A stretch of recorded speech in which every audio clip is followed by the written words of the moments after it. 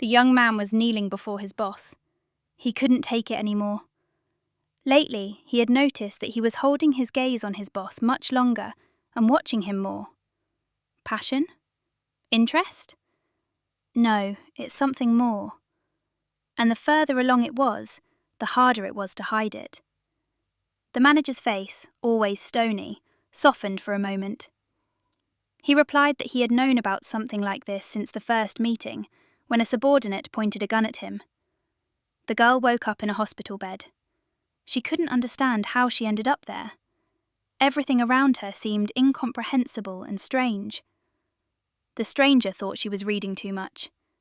The events of the novel she had been reading lately began to come to her in her dreams. It often seemed as if all the events described in the work were beginning to happen in the real world. The pain in her arm brought her back to her senses. The poor thing realized that she had fallen asleep at home last night, and the injured arm and the vasofix in her arm were no less surprising. Suddenly, guards burst into the room. They were armed, and from the way the men reacted, they were assigned to protect the girl from danger and keep her calm. The poor girl covered herself with a pillow, believing that such protection would save her from a bullet from a pistol. The guards asked her to calm down, but the girl still believed that they had come for her. The stranger tried to remember the events of the previous evening. She had had a few drinks with friends to celebrate the completion of a difficult task. After that, not a single detail came to mind.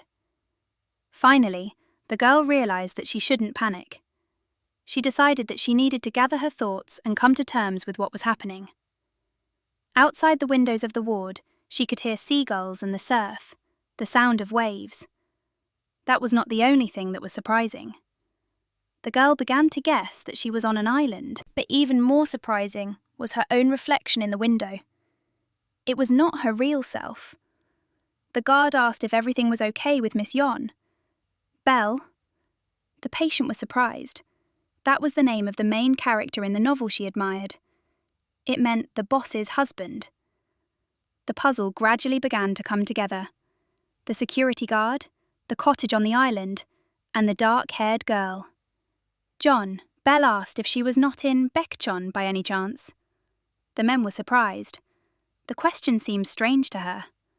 The guards wrote it off as the lady's weak condition, but for the girl herself, everything became clear. She quickly walked past them. No one dared to stand in her way. After all, such behaviour with John could have ended fatally for them. The girl decided to find the man's room. One of the guards did guess where the girl was going.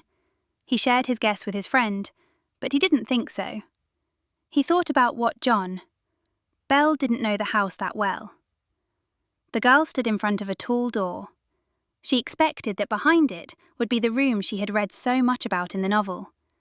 It made her happy and sad at the same time. Her heart beat faster and faster.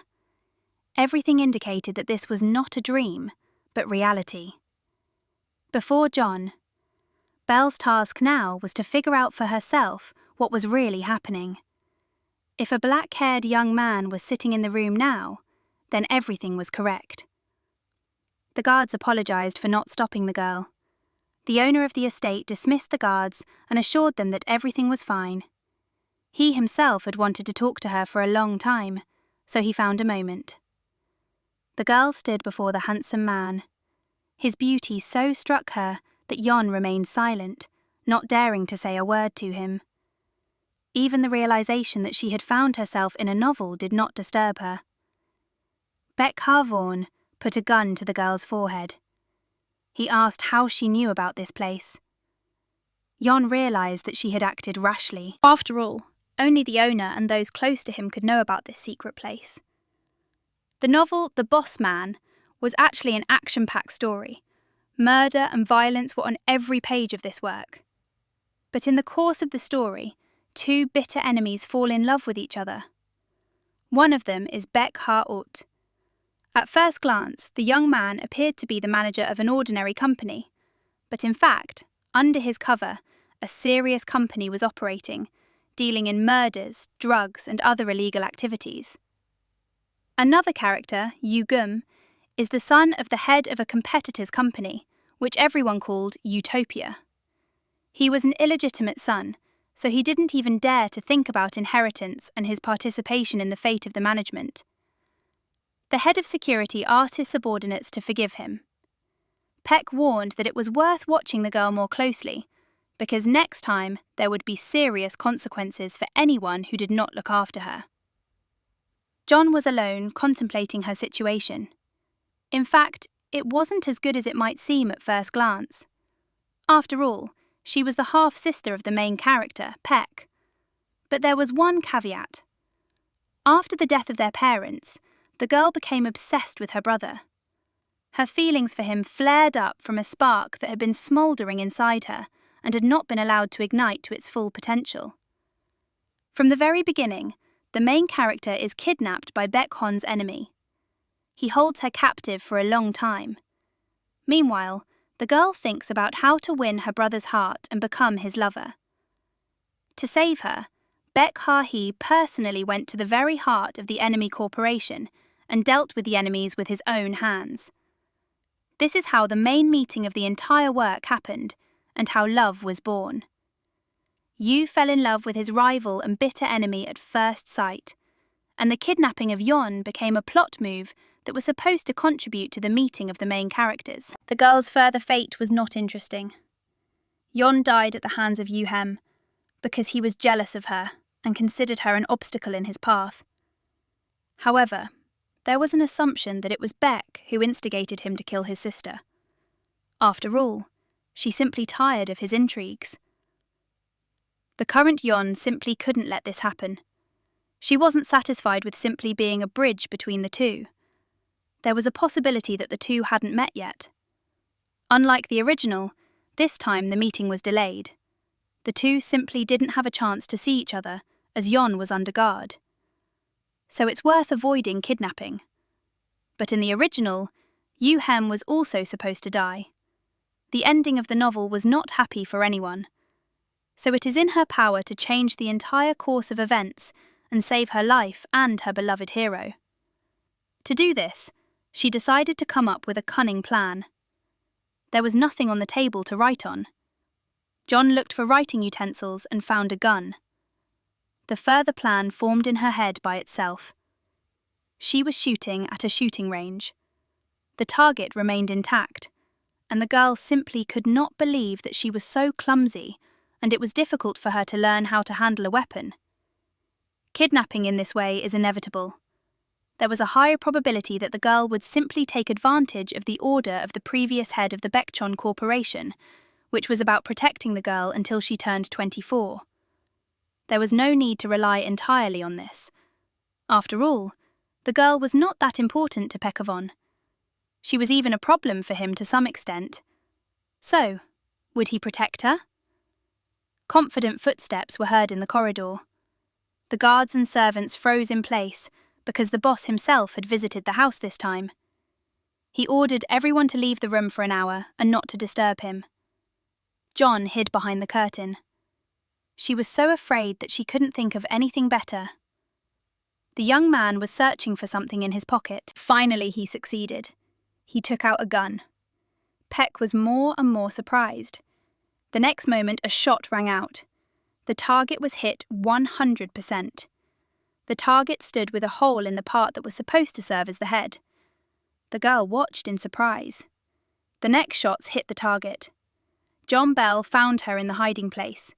He guessed that the girl had long been looking for an excuse to attract his attention. Now her fear made an impression on him. The young man guessed about her feelings. The girl was afraid to even imagine what such a prominent warrior and killer of the organization could do to her if he suspected her of involvement in something dangerous for him. It was worth acting decisively. Yeon grabbed Peck by the shoulder and told him to listen carefully. The girl told him that she no longer loved him and that there was no need to think of any extraordinary reasons for her sister to pursue him. Next came the announcement that at the end of the week, John would be leaving the estate and starting his own life, separate from the boy. So it was up to him to organize a farewell party. Peck looked at her in surprise. He couldn't believe what he had heard. And Yeon said that she expected a grand farewell party from him. The girl must escape from this house as soon as possible. When the girl was left alone, fear overcame her. It was then that she began to realize that she was taking a huge risk. After all, her brother, on his nerves, could simply shoot her head off and leave. Her head spun. Everything around her seemed to be plunged into a strange fog. She was falling, losing consciousness. Someone grabbed her by the waist and held her tightly. Voices could be heard all around. They were talking about her, about how the landlady had become unwell. The blonde boy asked his brother John. Belle wondered why he had done this to his sister again. After all, he knew perfectly well how she reacted and how weak her nervous system was. The boys were arguing. Peck asked the man why he had come to the hospital. The man replied that he was worried about the girl's condition, and he knew that his brother would not help her just like that. This boy's name was Du. Chevai. He leaned over to the girl and quietly told her that she had become even less beautiful. Peck ordered her to leave the room and not come near her again. Finally, Du lingered near the girl and quietly told her that if she decided to run away, she should definitely tell him, and he would definitely help. But no one else should know about his proposal. John Bell thought about the young man. He was given little space in the novel. All that is known is that the Do family was subordinate to Baek Jong, and looking at how the boys talked, they were in a close relationship. The girl thought about how much she could trust and believe the young man's words. The brother asked why she had decided to leave the organization. The sister replied that she was not very involved in it, so she decided to leave. Peck didn't believe her. He thought it was just another reason to draw attention to himself, to make the young man jealous, to ask her to stay. But he definitely wasn't going to do that. At least not now. The only thing the girl was thinking about right now was the young man's cold hand, with which he was touching her. And right now, it gave her a certain pleasure. She couldn't think about anything else. She was worried and nervous. The farewell day was to take place on a cruise ship. John Bell felt as if she had signed her own death warrant with her actions. She tried to distract herself from it, but she couldn't. The servants were simply delighted with their mistress's appearance. The girl always dressed provocatively to attract the eyes of all the guests, including Baek Jong himself. A security guard came in and informed her that the boss was expecting the lady. The girl was worried that her behaviour had changed a lot compared to the original heroine, but now it was time to act decisively. Today there was no room for error. After all, if someone suspected her of something, they wouldn't let her go under the pretext of a threat to the organisation. But surviving in this crazy place was her main task for now. Her brother offered to take her to the main hall. However, Yon refused. She said that she was not going to go with him. She would be taken by another guy, Do Shi, Vi. She had a few questions for him about the escape. The young man said he couldn't let this happen. She was his sister, and he couldn't just let her go with a stranger. However, the girl knew the reasons. She was part of the organisation, and she had no right. Finally, Peck allowed his sister to go where she thought fit. One of the guards was to follow her so that nothing would threaten the young lady. A sense of ownership prevailed over reason for the moment. John Bell decided not to react to various provocations from her stepbrother. She wondered what her heroine had found in this boy. But it was worth waiting for the end of the party. In the office, the head of security was talking to Baek Ho. The man shared his thoughts about the act of his boss, who had never given any girl the kind of attention he had given his sister. 12 years ago they first met. The mother died of illness, and the father met and eventually married another woman. The stepmother had a daughter who exactly copied her appearance. When Peck saw his father in the company of his new family, he was filled with anger. He still couldn't accept that his father had betrayed his mother's memory, and so quickly found a replacement for her and forgotten about her. Although the little sister was not to blame for anything, he did not feel anything positive towards her either. But the stepmother loved both children until she died too. Then the children were left alone. Then John Bell couldn't hold back. She wasn't going to hold back any longer. The girl loudly declared that she was going to do everything in her power to make the young man stay with her and love her deeply and tenderly. From the moment of that conversation, when love was not the topic and the girl was driven by a manic obsession, John began to behave defiantly and tried to provoke him, make him jealous and angry. The girl succeeded in her plan. She attracted the attention of her brother with her strange behaviour. He ordered the guard to assign one of the prudent and intelligent agents to her, so that they would carefully watch John. The young man arrived just in time, when his sister thought she was alone. He suggested that she accept his invitation. John could not recall anything like it from the story she had read. The girl saw a huge number of guests. She was surprised by how pompous the party her brother had organised, and how he managed to do it in such a short time. His abilities were impressive. The servant asked the master to leave for a short time, and leave Lady Yon alone. The girl was grateful for such a chance. After all, the sooner the party was over, the sooner she would get out of here. The sister is amazed at how popular her little brother is. Peck was the centre of attention. Everyone was interested in him. The girls just didn't let him pass. Yon was amazed, because the novel had no such scale. A stranger approached her.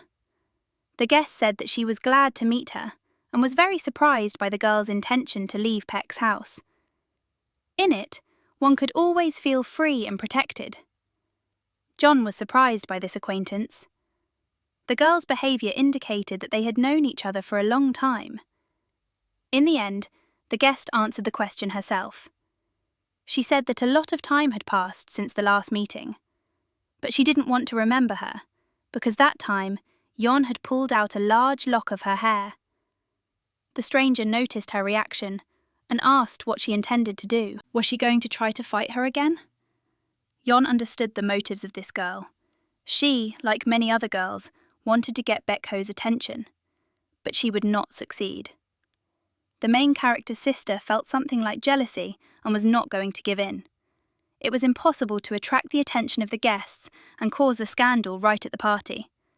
So Yon prudently left the girl's company, leaving her no chance to further escalate the conflict. The girl was lost in thought and didn't notice when she bumped into the waiter who spilled a glass of wine. A security guard ran up to her. He saw that it wasn't an accident, but a masked servant had provoked the hostess. The lady immediately understood who was in front of her. The young man's appearance left no doubt. It was the second main character. His name was Yu Hem, and the latter's smile did not promise anything good. The girl analysed the situation. The presence of this guest definitely couldn't be accidental.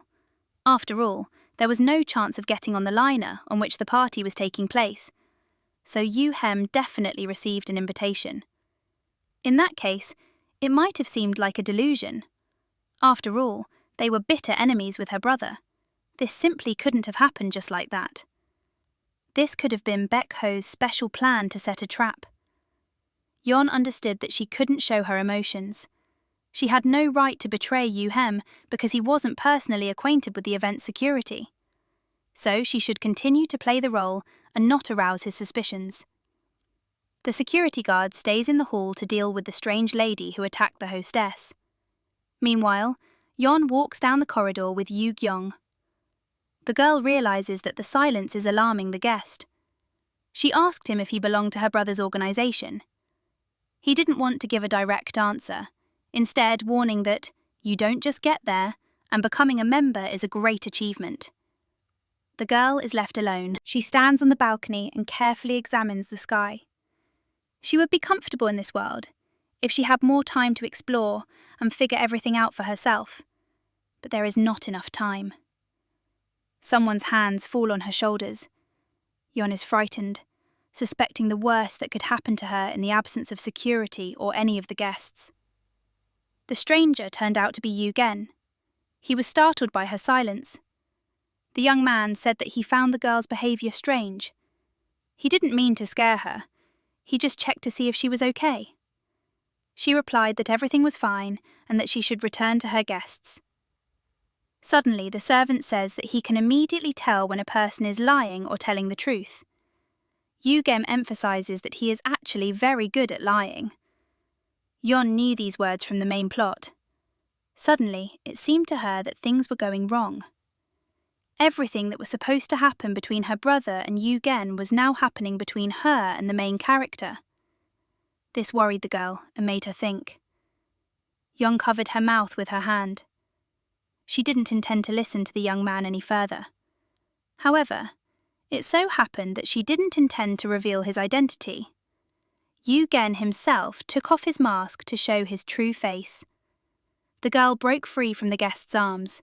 She was about to run away. Yugen asked how she knew who he was. The young man began to suspect that someone working for the enemy had started up in his environment. Yon was going to take the opportunity to call the security. She didn't manage to reach the door. The girl grabbed a gun and pointed it at young Gen. He asked her since when did ladies go around armed? The lady was still aiming at her opponent. However, this did not arouse any emotion in him. The girl knew the strange look of the guest. He was as if he were on the edge of an abyss and had no more chances. Yu Gum was actually the illegitimate son of the head of a powerful organization. No one liked him. His father used him as a tool to solve his business problems. The girl felt sorry for the little one.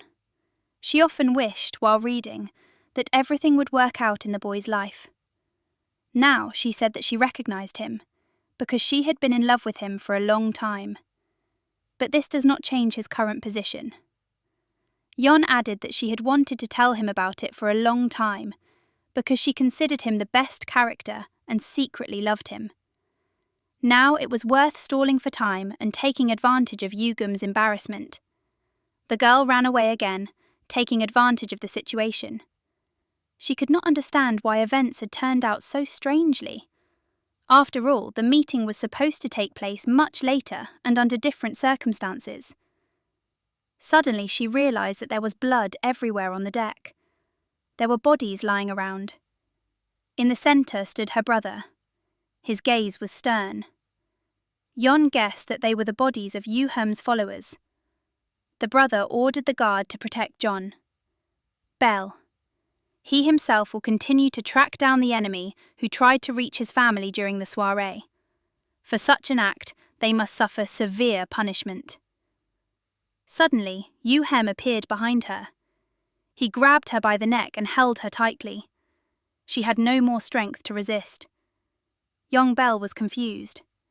She didn't know if she should try to change anything. The girl was driving away the thought that she was to blame for everything that was happening around her. Her brother was now completely calm, and this was after he had managed to defeat his enemies and shed rivers of blood. Yon guessed that in this situation it was worth acting cunningly.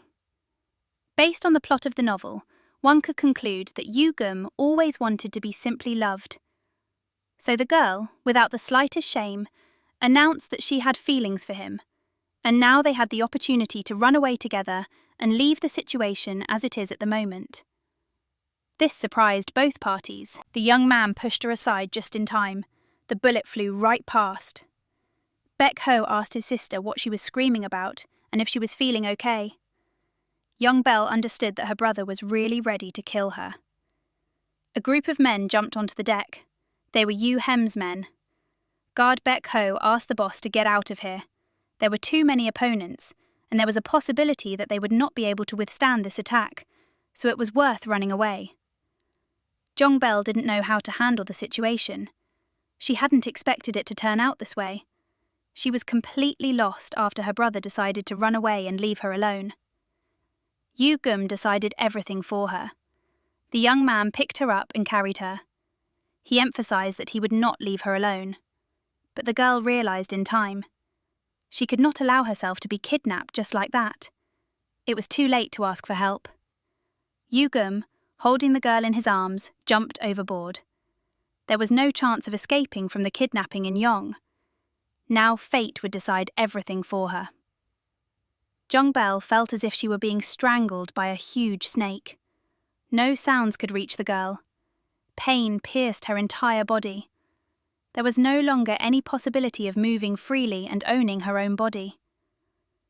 The girl woke up in an unfamiliar room. It was already too much for one day, but she didn't pay attention to it.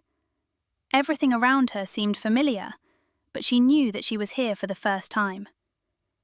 The heroine understood that she was inside the Utopia office, but she shouldn't have stayed there. She immediately began to think about how to get out of this place and save herself.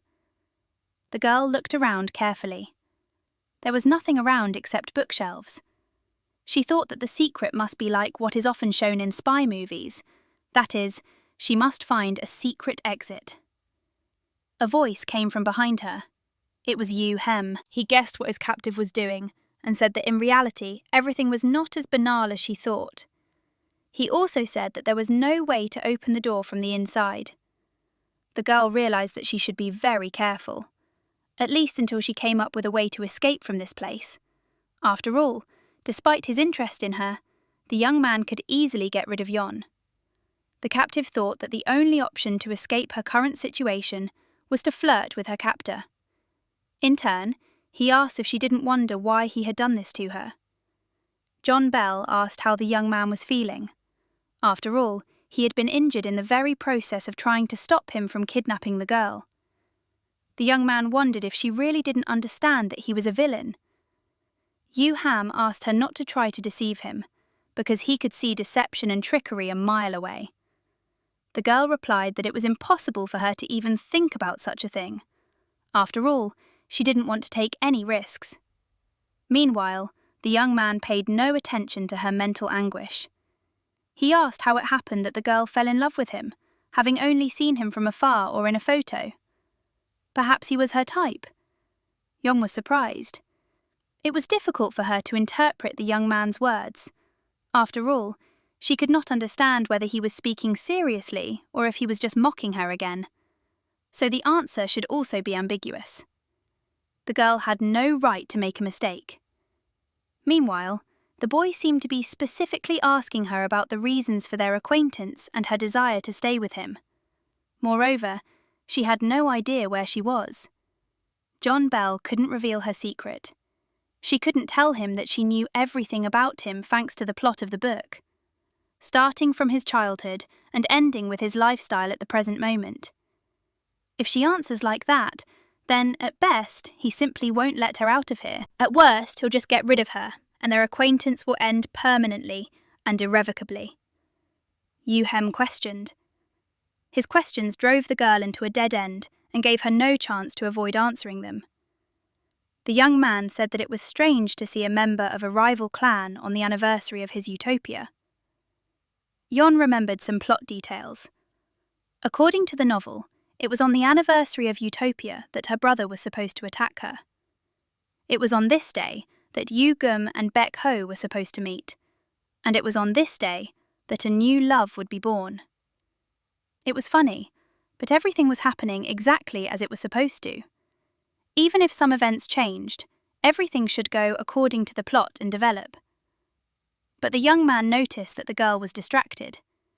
He asked not to stop, but to talk to him.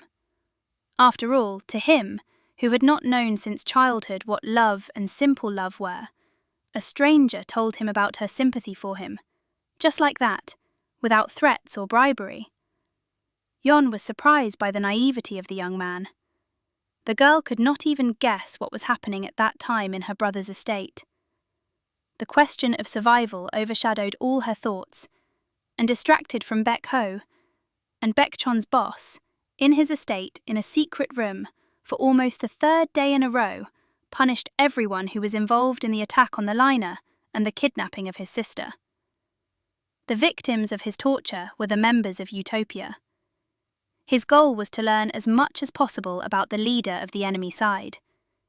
He gathered information gradually, not hesitating to use the most brutal methods to untie the enemy's tongues. Bell noticed the young man's wound. She wondered how, in such a situation, one could talk about something like that without paying attention to the wound on his body. The girl asked if Yugum should take care of himself first. They unexpectedly entered the secret room. There was absolutely no one there, and the girl could not even believe that such a huge, spacious room was hidden next to her. For Yu Hem, this seemed like a surprise. However, the girl pretended that it happened by accident. Although she had read about the existence of such hidden rooms in Utopia in a novel, John Bell guessed that the young man had deceived her, and he, in turn, paid no attention to this. Instead, he asked to treat the wound, which had begun to remind him of itself with a dull pain and twitching. The girl asked why he didn't go to the hospital. He replied that many people in the city would be happy to hear that Yu Ham had been injured in the shootout. Besides, everyone would know who he was with. Yugum's friend entered the room. Lee Chan asked how he could behave like this when everyone around him was nervous about what happened on the liner, and the young man just kept quiet and flirted with the girl. Lee Chan decided to get down to business. He said that his father had been waiting for the boy for a long time. Yon guessed what was going on between the two. When Ham captured Utopia, Lee was his most loyal ally. However, the boy asked who this girl was and how she got to their secret hideout. Yugum replied that he had captured her from Baekjong itself. This caused displeasure from his brother and friend. Yon decided that she should find an ally. So, without hesitation, she greeted Lee and introduced herself. Lee Chan looked at her in surprise. He could not believe that the sister of their enemy was now in the heart of Utopia. Another main character rushed into the room. Her name was Yu Hua, and she was the heiress of the family and Utopia. She fiercely hated Yu Hem and Baek Ho, so meeting Yon did not bode well for her. Unexpectedly for no one, Yugum kissed the guest. She definitely did not expect this, and it was necessary to do so in order to keep the guest's identity a secret. After all, otherwise serious problems could begin. Yu Hua was making fun of her stepbrother. After all, he didn't pay attention to her at a time when she was hoping to meet her. The girl became interested in who Yu Hem's companion was, who was kissing him so passionately. The heiress is not going to talk about everything that is happening anymore. Soon, everyone in this room will pay for their arrogance and their naivety. She will get their heads personally. Silence fell among the crowd after Yu Hua left them alone. Yu Hem was about to go to his father, and Lee ordered him to guard the girl and protect her from possible danger. Finally, the young man shocked her. He was about to leave when he told John that it was his first kiss, and judging by her reaction, so was she. She could not deny it, because she did not know how to lie. 3 days passed after this conversation. Yugum disappeared and did not show himself. Lee Chan took responsibility for protecting and guarding the girl. She devoted this time to thinking about the kiss. The young man was not happy with this company. He emphasized that the girl felt very comfortable in their captivity. John believed that he was right, because they had become friends. She spoke about this with sarcasm, but what worried her most was that the day of her death was approaching. It was important to prevent the main characters from meeting and feelings from arising between them. In this case, the girl would remain alive. The moment came when Yonbei was left alone. It was her chance to explore the structure of the building and escape from captivity. But everything around the girl was locked, or access to it was limited. The captive's attention was drawn to a huge blank wall. It stood out and caught the eye. As it turned out, all the doors and windows in the house opened with a secret button. Yugum came in suddenly. He was covered in blood. The young man emphasized that her efforts were now in vain. He had already warned that Yon would definitely not get out of here on her own, so it was worth giving up vain hopes. The boy asked, how was she treated, and if she was okay? Yon thought that with injuries as serious as his, it would be better to go to the hospital as soon as possible, rather than walking around the house. For herself, the girl decided to play the role of an obedient captive. She reported that she was afraid of Yu Ham's long absence, and that he had left her and would never return to her. The boy's behaviour changed after such warm words, which he had not heard from strangers for a long time. He expected to be able to see through the deception, but this time there was none. Jon was frank with him. He wanted to hear these words again and again. But the girl interrupted his pleasure. She explained that, of course, she was waiting for the one on whom her life depended, and in this case, she could not live in peace. The boy asked how she had slept in his room and bed. The girl thought that he had indeed come at night, although the servants and Lee assured her that the master had gone far away on serious business and would not be back soon. The boy's tone became cold and angry.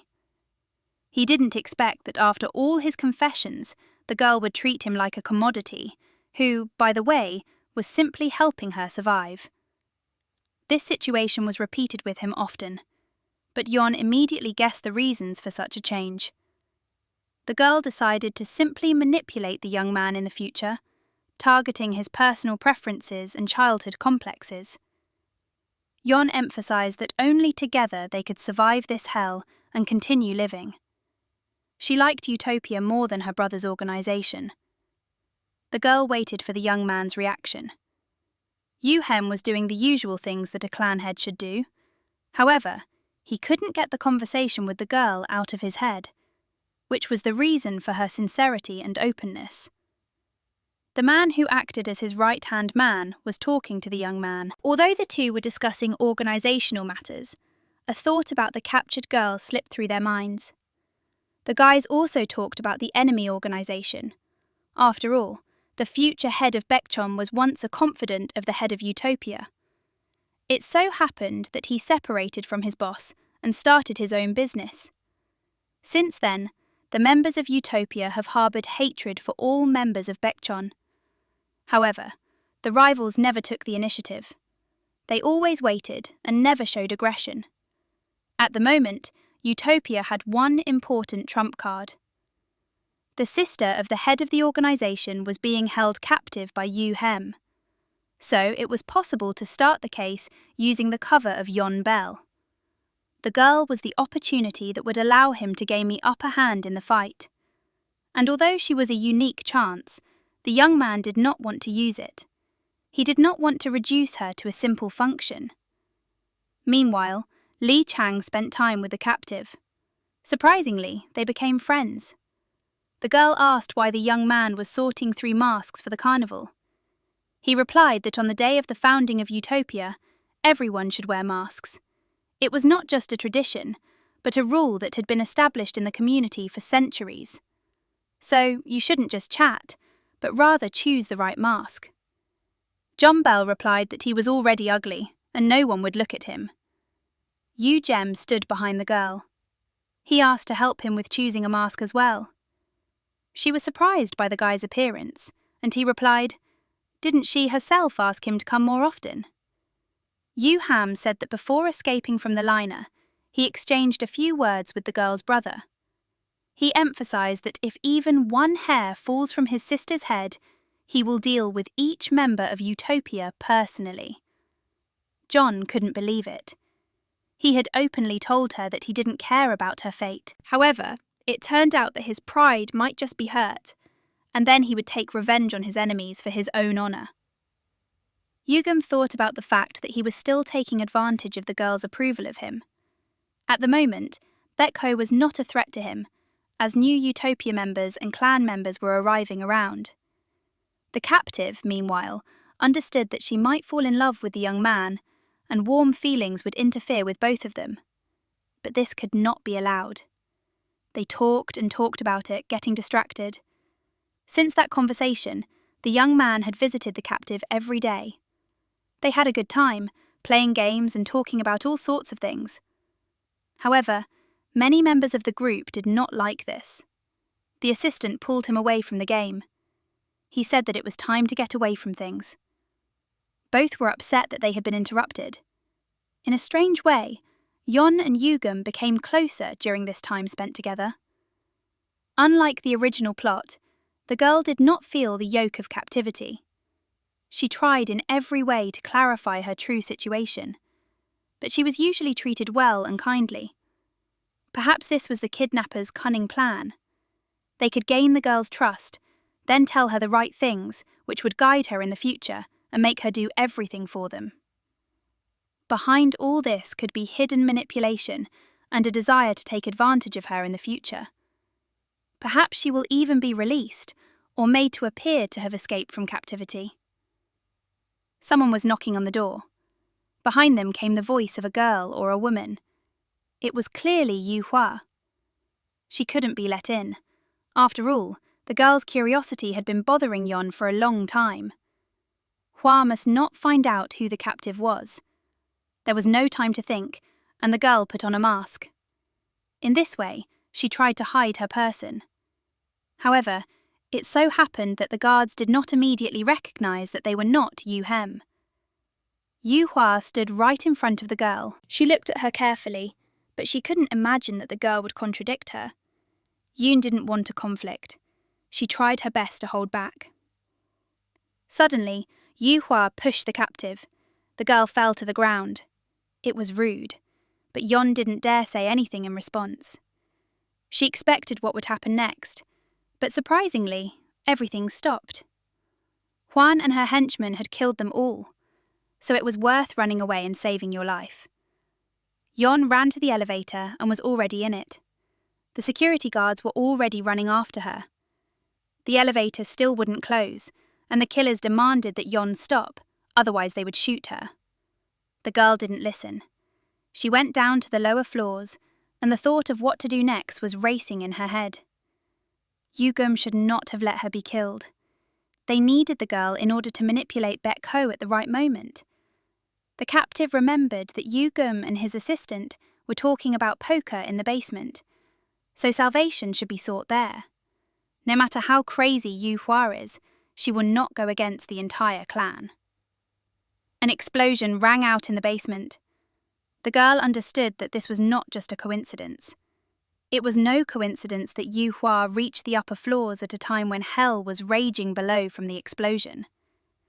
Amidst the panic and the crowd of people trying to escape, the girl tried to find Yu Hem and his friend. The head of the organization could not be left to his own devices just like that. Li Chan grabbed the girl by the hand and asked what she was doing here. Yon, in turn, asked where Yu Gum was. After all, she had come here purely to save her boss and guardian. Only John Bell could have known about the young man's fear of fire. In the original plot, there was a similar situation. He found himself in the middle of the fire and lost consciousness, and then Baek Ha saved him. It is, but her brother wasn't here at the moment, so she had to do his job. The fire was getting worse, the smoke was getting thicker. There was no way to find your way around in all the chaos and disorder. Finally, she managed to find Yu Hem. He was lying on the floor, staring silently at the ceiling. His glassy eyes indicated that the young man had suddenly lost consciousness and could no longer cope on his own. The girl took his arm and led him down the corridor. It was time to reach the exit, and there someone would come to their aid. There was still a little time left, and Yon was overcoming herself, breaking her weakness and powerlessness. Finally, they reached the exit. The fresh air and the absence of smoke brought Yu Hem to his senses. The young man did not immediately understand what was happening around him. He could not remember what had happened before he lost consciousness. A wardrobe was falling on them. The heavy, antique wardrobe was about to crush them both with its colossal weight. She was preparing for the last minutes of her life. It flashed before her eyes in a brief moment. Suddenly, Yu Gum stood before her. He asked her to forgive him for his momentary weakness, but now he would protect her. The young man took Yon in his arms and carried her to the exit. He was grateful for her help and rescue. The next time the girl woke up in her bed, Li Chan was there. The girl asked what had happened to her and why her whole body hurt. Had the guard really beaten her at night? He assured her that she had been unconscious for 2 days. The assistant was curious as to how the girl knew about the boss's secret. As soon as the fire surrounded him, Yu Gum lost control of himself and panicked. Chaos ensued around him, and the assistant was unable to get his boss out. Lee Chan ordered her to confess how the girl knew about Yu's fear of fire. After all, no one else had time to navigate the situation and come to the clan head for help. This aroused suspicion. One of the company's servants interrupted the conversation. Lee Chang changed before his eyes. He asked the girl to behave normally and to report all her whims to the guard. Yon was afraid that those people might return. She had another terrible dream. She was standing in the middle of a room engulfed in flames. The girl was calling for help, but there was no one around. She heard quiet footsteps behind her. Someone was sneaking up on her. Yon realized that Yu Gun was standing behind her. He aimed a gun at her and ordered her to be quiet. After all, this was the last minute of her life. He wanted to know the truth about her feelings for him. The captive guessed that it was just a dream. Yu Hem was standing next to her bed, accompanied by his assistant. He was going to talk to him about the organization's secret affairs, which had gone rather badly lately. More and more people in Utopia were dying at the hands of their enemies. Over time, it could happen that the president of the organization would also find himself in a dangerous situation. A girl was also involved in the affairs. It was a good argument against Baekchon. However, at the same time, it could have become a good excuse for Baek Ho to attack. After all, the situation was becoming quite dangerous and taking sharp turns. There were only two options. Either the organizations would continue to destroy each other, or it was worth telling the father about everything and waiting for his reaction and a solution to the issue from his side. Yon to pretend that she was asleep and didn't hear anything. After all, if she was discovered, she could be severely punished. Added to all this was the question of the peace treaty between the organizations. This was not in the original novel, and if the old clan leader finds out the truth about the girl, he will not be happy. Then Yu Huan will have a chance to take the place of the leader, and she will take advantage of it. Yon Bell has decided to put an end to all her suffering herself. It's time to act decisively and take her own destiny into her own hands. First, find the right clothes for your escape. Luckily, one of the guards had left his clothes in the wardrobe. At the moment, it was the best thing that could happen to a fugitive. However, she didn't attach much importance to it. In fact, she was happy when she found her cell phone in her pocket. But she shouldn't have rejoiced too soon. The girl understood that the hardest part would be escaping through the door with the guard standing by. John approached the window, which offered a beautiful view. She leaned her hand against the glass, and a secret passage suddenly opened before her. But a new question arose. Where did this door lead, and would she fall into a trap? The fugitive found herself in a long glass corridor. This was the very place that so much was written about in the novel. It was here that Yu Gum confessed his feelings to Baek Ho, and it was here that the main scene unfolded. A long spiral staircase opened up before the girl. It could be dangerous there, but Yon preferred to just act rather than just stand there and wait for Yu Hua's men to come for her. Downstairs, Yu Hem was completely in the power of his sister. She insisted that if he had died with his mother, it would have been much better for everyone, and many problems could have been avoided. The young man was silent, and Yu Hua had been questioning him for more than an hour about the girl's whereabouts. The daughter of the head of Utopia wanted to take Baek Ho's sister to her father and earn his praise. The boy did not give up. He announced that he was not going to help his sister in her ambitious plans. Yu Ham's gaze was directed towards the girl, and he looked at her carefully. Yon became scared. She couldn't imagine that her saviour would betray her sister. After all, in that case, she couldn't count on anyone at all. She had to run away and save her life. There was no need to delay. Yu Gum grabbed her hand. He wasn't going to let her go just like that. He was also interested in the question of whether the girl really liked him. This manic obsession scared her for some reason. The hopeless situation forced the girl to remind herself that she had once saved the boy. Now she demands similar gratitude from him. And then they will be able to contact each other later. Yugum is serious about not letting go of his girlfriend. He openly declares that he cannot imagine his life without her, although it may sound strange and uncertain now. However, that is exactly the truth. Sad and uncertain memories flash through the boy's mind. He was struck by how strange the images that accompanied his thoughts of childhood were. Then, for the first 12 years, he lived without a name. On that strange summer day, the boy appeared before him like a ray of light. They both did not want to part, despite the fact that they had met by chance. These memories became his outlet. At that time, he could not even think that his life would turn into hell after one day. That's when he had to kill the boy. They demanded it from him to prove his worth. The sister emphasized that his father was ready to accept him into the clan, despite the fact that many doubted the expediency of this act. After Yuhem dealt with his comrade, he would become a true son. From that moment on, his life was constantly being destroyed. But now the girl has brought him new hope. He has received an incentive for his development, so he is definitely not able to let her go. John understood his desperation. For a moment, it seemed to her that their sufferings were somehow similar. But on his part, it seemed like a selfish, vile act directed against her. The girl was about to explain to him that she had to leave this place for them to stay alive, but Yu Hua's voice came from behind.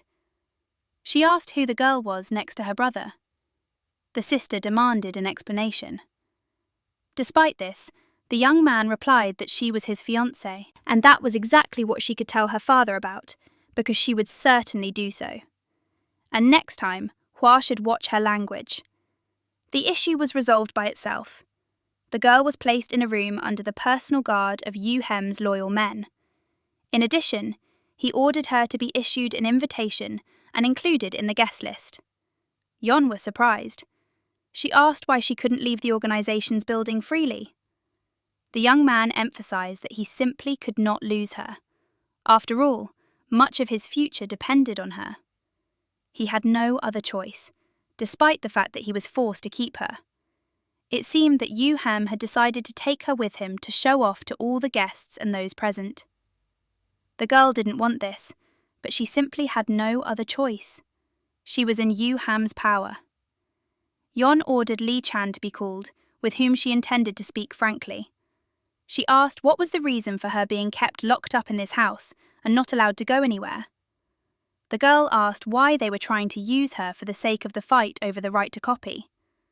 Well, if Li didn't want to notice her, she was ready to cooperate with him on the condition that he would help her escape. Yon manipulated the boy. She said that everyone around her understood perfectly well that the last days were coming for the head of the family. No one doubted that Yu Hua would become the heir, but there was a high probability that this would not happen. She had not consolidated her position very much, and after the death of the head of Utopia, war would definitely begin. And the winner would not necessarily be Yu Hua and her accomplices. Yon suggested either nominating Li Chan himself or joining Yu Gum's party. Then they would have every chance of becoming the leaders of the organization and conquering all the clans within. The girl ordered to call Yu Hem, but the assistant refused to do so. Yon replied that she did not want to use such methods, but was forced to do it. She was going to hit Li with a bottle. Yugum's assistant came to him. The young man reported that in the morning, Li Chan had come to Yon's room. It seemed that she was going to run away and was looking for an assistant. Yu Hem did not want to hear anything about his captive's escape. He refused to believe it and ordered that only important matters be reported to him from now on. He was not going to listen to nonsense. Added to all this was the order not to try to control the girl's every step. After all, she could be offended, and then all his plans would go down the drain. The young man wanted to establish a relationship with John. The assistant was ordered to proceed as instructed. Suddenly, the door to the office opened very abruptly, interrupting the conversation. The servant was reporting the incident in the girl's room, and she was not going to stop. All guilty, John looked like a wounded woman and covered in blood. But it was a simple trick to draw attention to herself personally. The girl was not going to accept her situation, and asked to be respected in the future. After that, John was even allowed to leave the borders of Utopia. The girl was still under complete control, although at first glance it seemed that no one was following her anymore, and she was not under constant supervision. The girl tried to come to terms with the situation.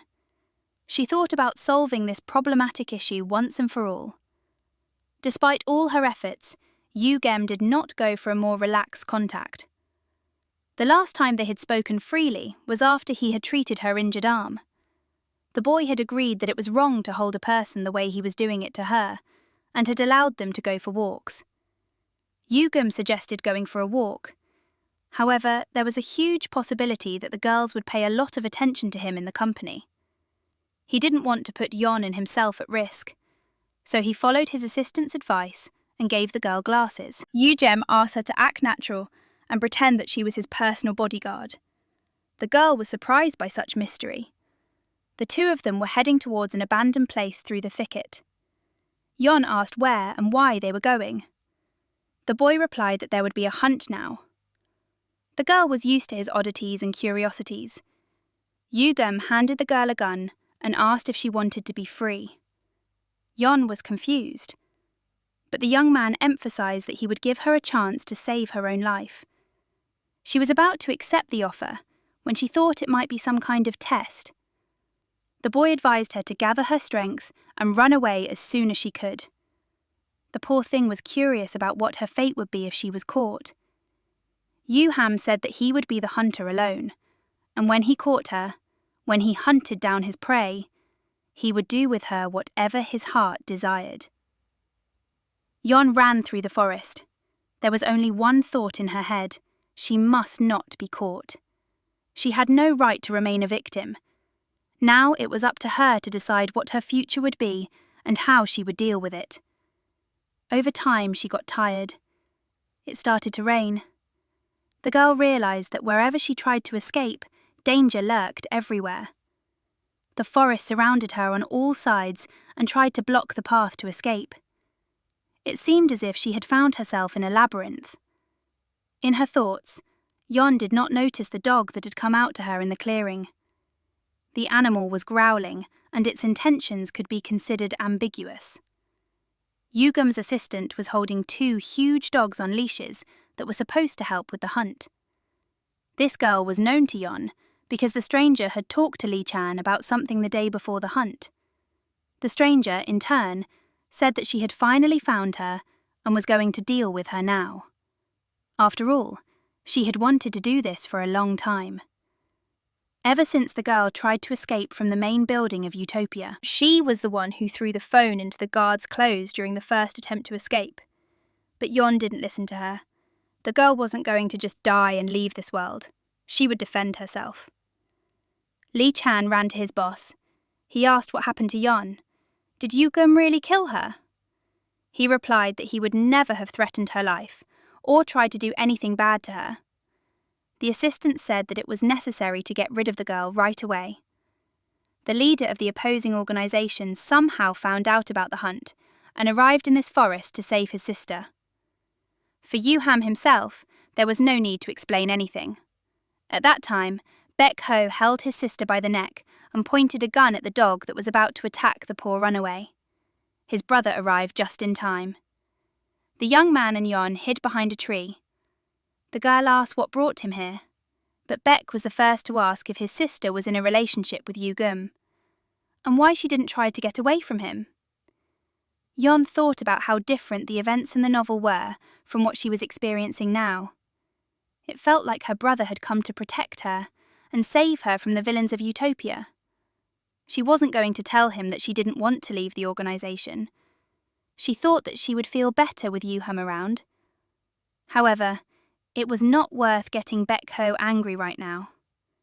The young man emphasized that it was hard to believe, but he had come specifically to rescue his sister from captivity by an enemy clan. Jon couldn't guess if he was serious now. Until now, the girl had considered her brother to be somehow empty, devoid of emotions. Jon thought that the reason for this could be the absence of a loved one in her brother's life, in particular Yu-gum. Jon understood that now it was worth supporting any initiative of his brother, because the lives of both of them depended on this direction. It had started to rain in the forest, so their chances of escaping were increasing with every minute. The young man pointed out that they were now wearing bulletproof vests that would protect them from small arms fire. Baekho thought that he had never been in such a dangerous situation alone. Finally, they managed to escape pursuit. The people of the Utopia clan searched in vain. The girl and her brother disappeared without a trace. They clearly survived the hunt. Jon and his brother were hiding. The girl asked why they had stopped moving. The young man replied that there was a question about the direction of escape. Most likely, they had simply gotten lost, but the boy would not admit it. The girl suggested what she thought was a brilliant idea. She advised calling one of their people and asking them to come to this place and pick them up, to which Peck replied that there was no communication in the mountains. It was also impossible to wait for morning. After all, the danger was growing with every minute. To stay in the forest at night, where a gang was looking for you, was the height of stupidity towards one's own life, so it was worth moving. On the way, they came across a cave. The girl didn't really want to go in there. The idea of hiding there was stupid from the very beginning and didn't inspire much confidence in Jon. In the absence of other options, it was better than doing nothing. But more than snakes and wild animals, the girl was worried about the question of her pursuers. It was better to take a risk than to run into enemies. Baekho skillfully lit the fire, and his sister's fears were somewhat dispelled by the fact that she no longer felt alone, and the fire gave her faith that everything would be fine in the future. It was very nice to sit by the fire, because the coolness of the night chilled the girl, who was not used to such hikes, to her very bones. She is grateful to her brother for not abandoning her in the most dangerous moment. Baekho was undressing. He was going to dry his clothes, which had gotten wet in the rain. But the girl was now embarrassed that it was the first time she had seen his beautiful young body so close. The young man didn't stop there. He firmly grabbed the girl's hand and ordered her not to resist, but to do the same thing he was doing. Otherwise, he would be forced to undress her by force. Jon felt threatened by his words and became wary. Despite this, she was not going to humiliate herself in front of anyone again. Her brother noticed the change in her behaviour and began to reassure her. But Jon advised her to be simpler and express herself more clearly in the future. The girl thanked her for her concern. It turned out that she had nothing against the company, but asked them to behave politely. The boy noticed his sister looking at him intently. He asked her to look away and not try to follow his every move. He certainly didn't intend to insult her or do anything wrong. Despite her promises, the girl fell asleep. She hadn't expected that sleep would wear her down so quickly. However, the excitement and nighttime wanderings had done their dirty work. The girl felt absolutely nothing. The brother was about to gently cover her. He had never been so close to her before, to be able to see the features of the girl's face and see how beautiful she really was. The thought of undressing the girl suddenly flashed in his head so that she wouldn't get sick. It might have scared her, but at that moment, Baekho didn't think about the consequences. Perhaps it wasn't just concern for his sister that made him do it. Jon's body attracted him. An unknown force, which he had not encountered before, forced him to do such a thing. In a strange way, he somehow remembered his childhood. The girl had just come to his house then. Until that moment, no one dared to interfere in his personal space and violate his personal boundaries. And this girl changed the course of his life. Without realizing it, he became very accustomed to her, and the absence of Jon by his side forced him to go to her aid. He had never done anything like this before. The young man did whatever he thought was necessary for himself personally, and no one else. Jon woke up early in the morning. The sun had already risen above the horizon, and she realized she had slept through the night. She was wearing her brother's jacket, and she couldn't remember the moment she had put it on herself. Ho entered the cave. He was still half naked from the top down, and did not consider it necessary to be ashamed of his sister's presence. The young man emphasized that they should leave. John was indignant that she was covered by her brother's jacket. He could have done not only that to her that night, but something much worse. However, it happened the way it happened, and she was not going to blame anyone. Finally, Baek Ho asked if she wanted to continue enjoying his beauty and body, or if he could get dressed now. To which Yon thought how angry and infuriating he was making her. They walked through the dark forest. The girl thought about how much Baek Ho now resembled the hero she had read about. She was even afraid to talk to him before, but the fact that the young man risked his own life to save his sister made us wonder about his motives. He couldn't have done it just for fun or entertainment. The sister and Baek Ho were talking about how the young man had managed to find her. She didn't wait for an answer to her question. A bullet hit a tree right next to them. Another one whistled past Baek Ho. The young man threw his sister the car keys and ordered her to run. He understood where they were, so he easily pointed out the way to go, and he himself was going to delay the chase and distract from John. The girl was indignant, but the guy ordered her to wait for him in the car for 10 minutes. If he doesn't come, then she should get out and go to their base. There she will call for help, and Baek Ho will be helped to free himself. There was no time for further conversation. The young man pulled out a pistol and opened fire on his pursuers. Finally, he emphasized that now was not the time to be guided by emotions, but to act wisely for their safety. Finally, a car appeared on the side of the road. The girl did not expect that she would find it so quickly. Now all that remained was to wait for Baek Ho. The voice inside insisted that the boy must be saved. 10 minutes passed, and her brother was still missing. The girl had no choice but to go to his rescue. He wasn't going to leave her alone, so she had to save him now. John Bell knew perfectly well that without her brother, the organisation would fall into chaos, and she would also lose her own position. Danger was pursuing her anyway, and saving Baek Ho was the lesser evil. Finally, the young man jumped into the car. The girl had to circle around to find him. Peck was glad he hadn't been abandoned, because the chase was almost on his shoulders. His sister arrived in time. John Bell didn't care that the guy's car was bulletproof. It had protection against small arms in any case. But that didn't save the situation. A car crashed into them at high speed. Through the glass of his door, John Bell saw Yu Hem. He was desperately banging on the glass and begging not to leave him. After all, his feelings for the girl were the only thing that kept him in this world and gave him the strength to live. John Bell thought that she had no right to give the boy any hope. After all, his love was really for someone else.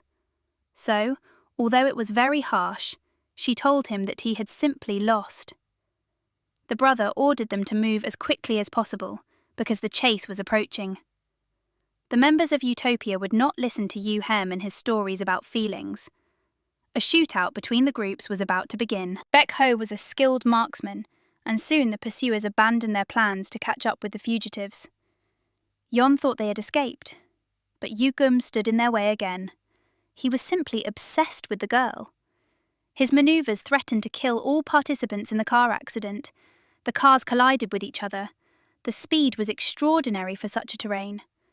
John Bell was trying to come to her senses when Yu Ham stood over her. He held a gun in his hands and aimed it directly at the girl. Between them was only glass, a loaded gun, and the young man's desire for revenge. The girl asked him to think things over and not do anything stupid, to which he replied that the only stupid thing would be to leave her. She understood that it was just a game, and it was worth showing that she was not a weakling. John Bell pressed the gun to her head and promised to shoot the young man if he didn't calm down. He asked her to stop, because she had recently told him about her feelings. The girl admitted that she did it so that he would believe her, weaken his attention to it, and she would have a chance to escape. Added to all this was his lowly origin. the son of a prostitute and a mafia boss. The effect she achieved surprised her. The gun was pointed straight at her forehead. The girl concentrated on this. Yuham could have fired the bullet without hesitation. In his opinion, it would have been better if she had lied to the end. A shot rang out. John Bell fell with the thought that she was going to die at the hands of one of the heroes. After all, that was the outcome of the novel's plot. It didn't matter who would be her killer. It all happened. Yugum woke up in his chair. He looked around carefully, but only Lee Chan was there. The boy asked why the boss fell asleep in the chair again, instead of resting normally in bed. The young man knew perfectly well that he had not fired the shot that time. Never in his life had he hesitated before firing a shot at his enemy, but this time he stopped. His hand could not pull the trigger. Yu Gum ordered his assistant to check the girl's death certificate, issued by the Ministry of Health. Some doubts about the fate of Yon Bell were present at Yu Gemma. The brother did everything he could to save the girl.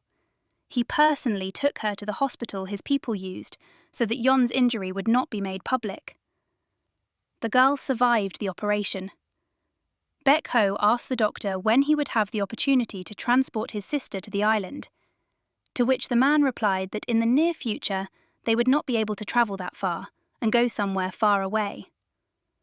The boy remembered the moment his sister was wounded.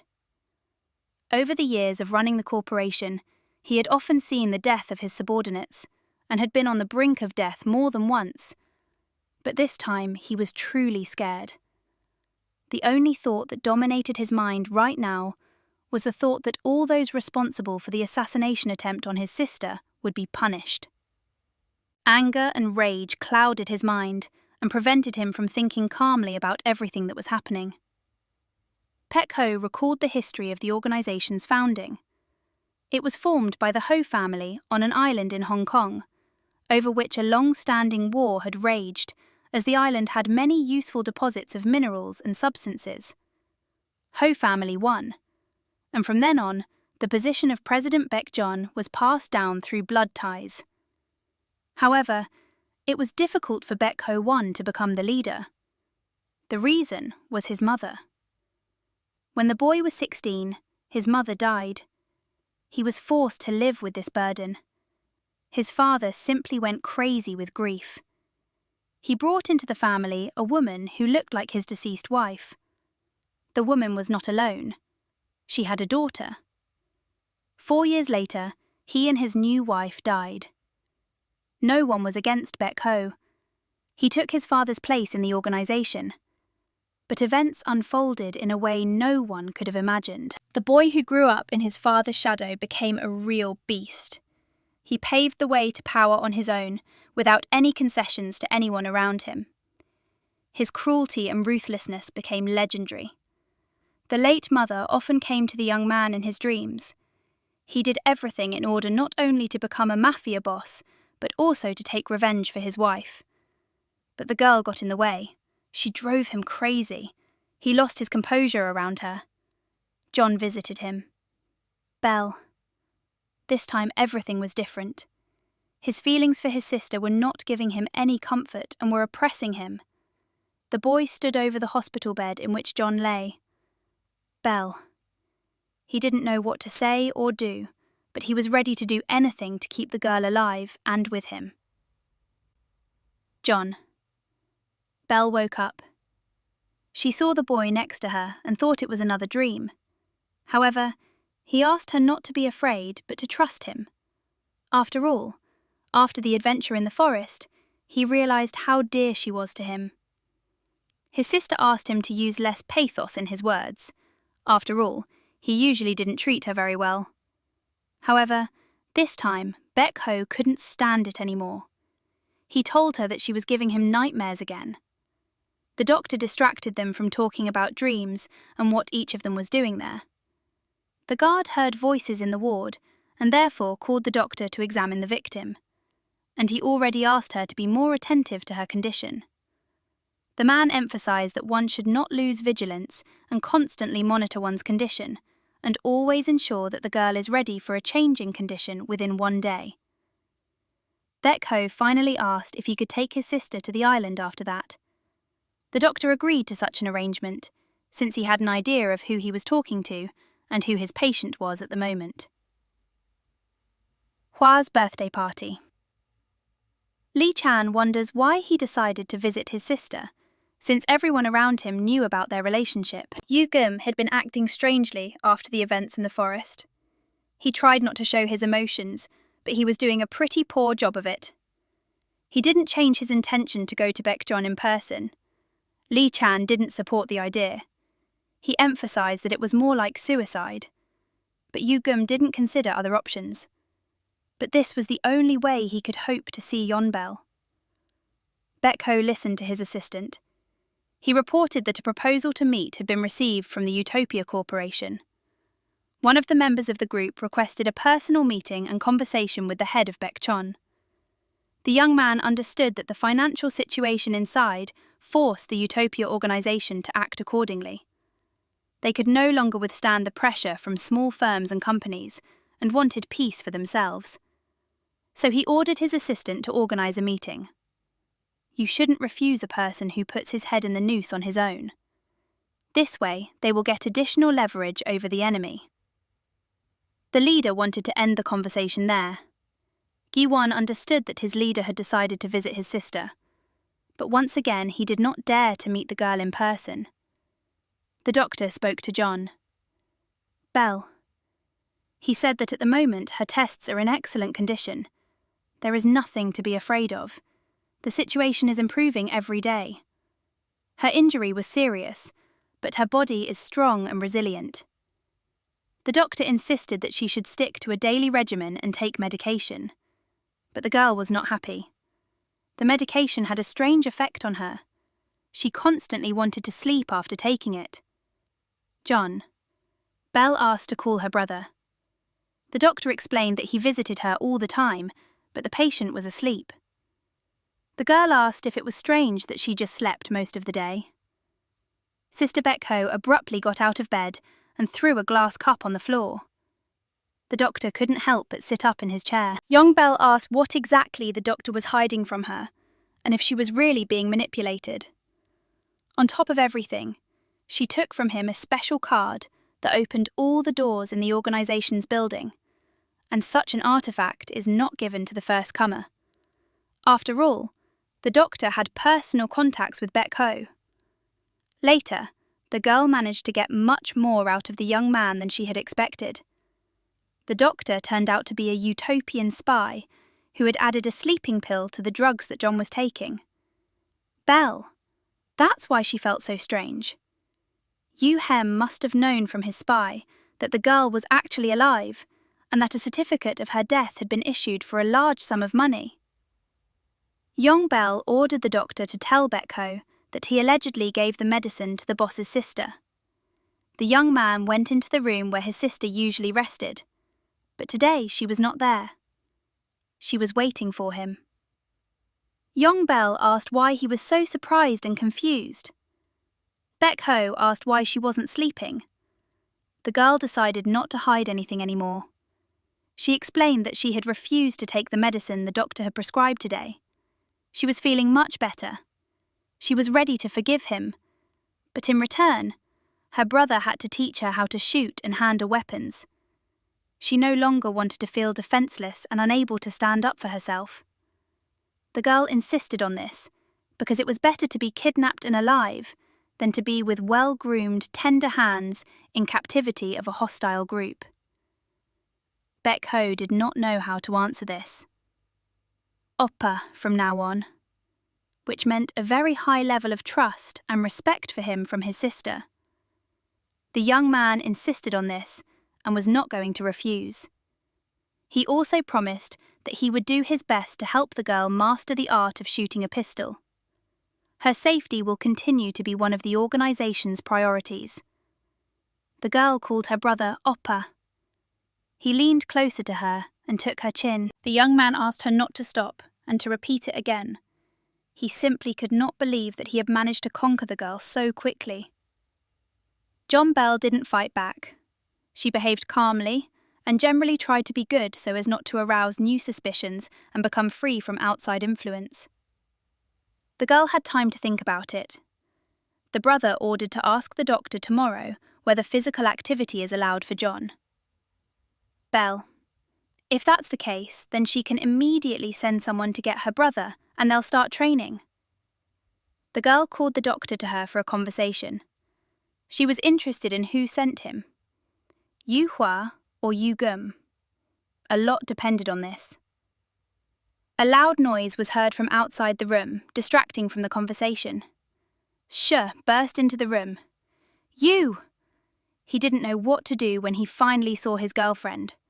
After all, she had disappeared so suddenly, leaving no message for him and sending no news.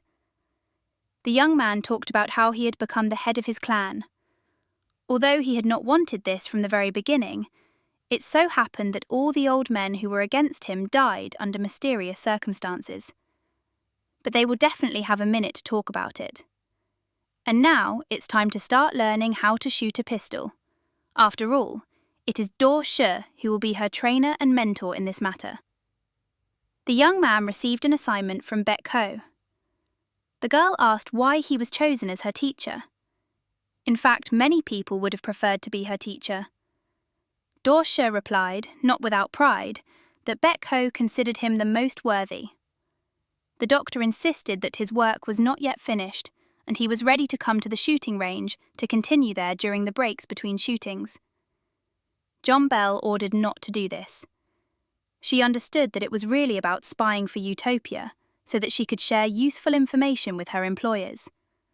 She didn't want a doctor to see or learn anything. Lee Chan arrived at Baekchon's organization and was walking along the pier. He wondered why he couldn't catch that scoundrel with his own hands.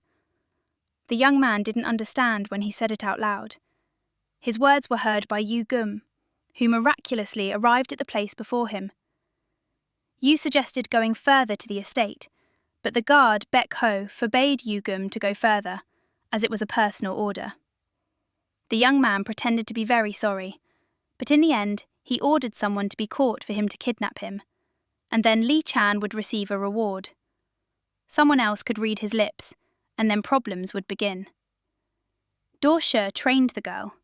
He praised her for her success, but Yon Bell said that she was not a blood relative of Baek Ho, so it was not worth comparing their successes and writing them off as genetic. She tried to take another shot when Yu Gum grabbed her waist from behind. The girl did not expect such a turn of events, but the boy did not intend to do anything bad to her. John Bell wondered how he had managed to get into the organization's building.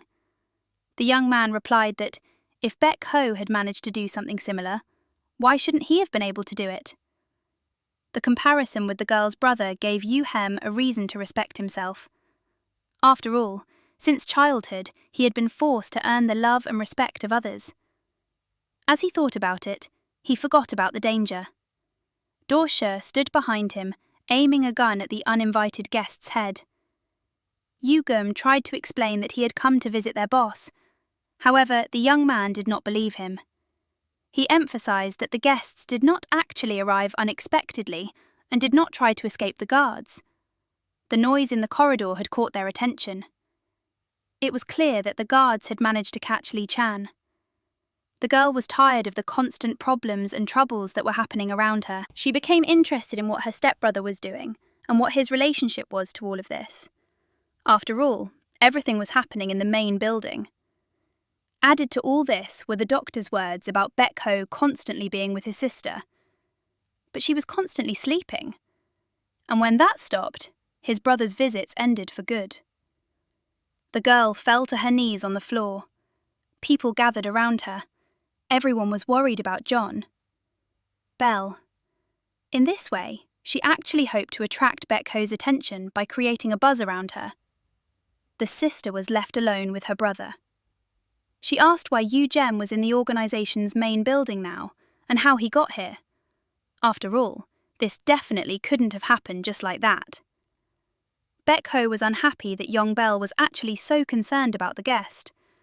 Last time, he didn't think she showed any interest in the enemy either. The girl got angry.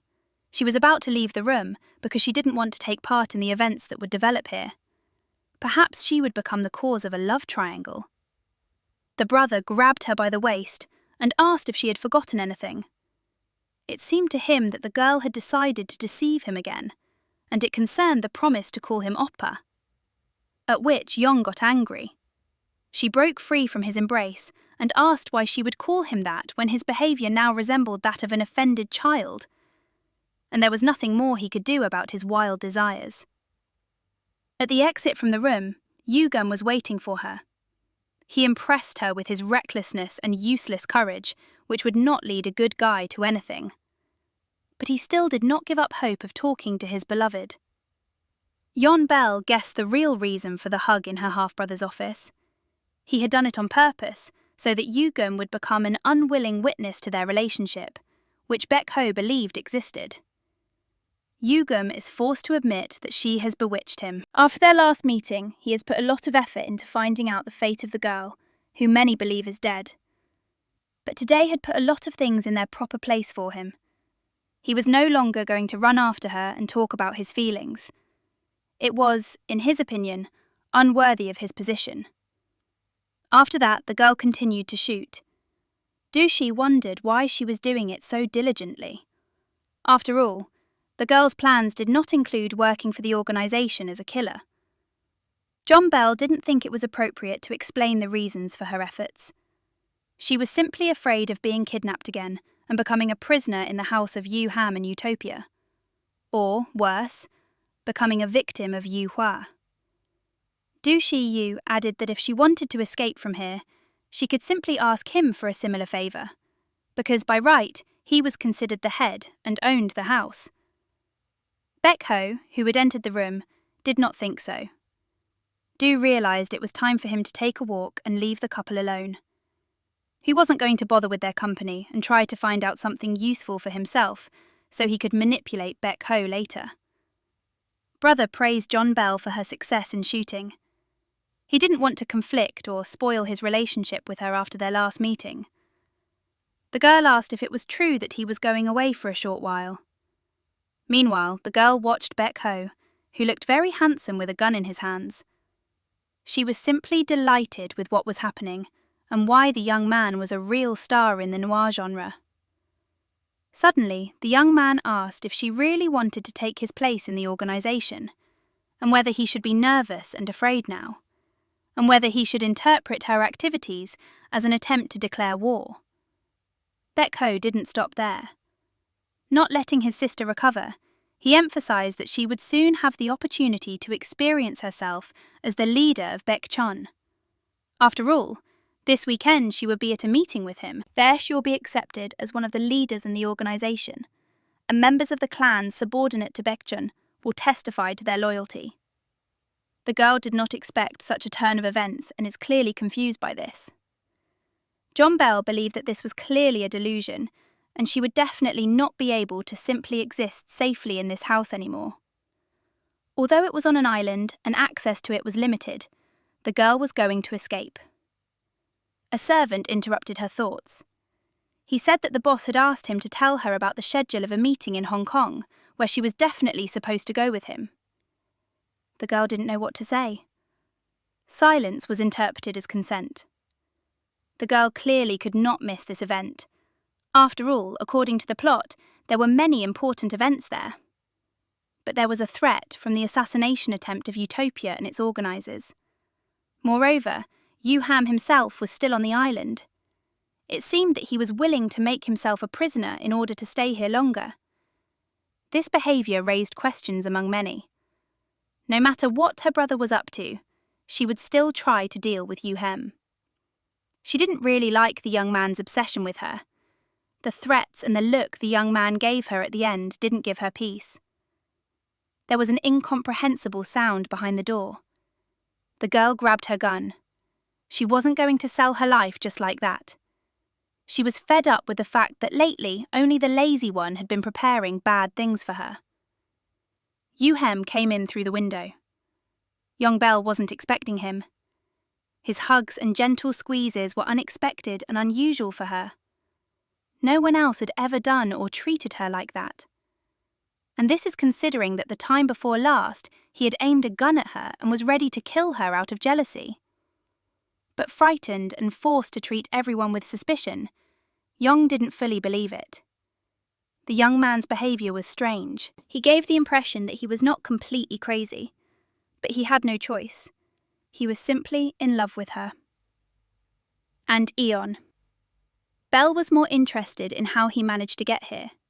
She was afraid to admit one thought. The girl did not want to believe that the young man had sneaked here to kill her.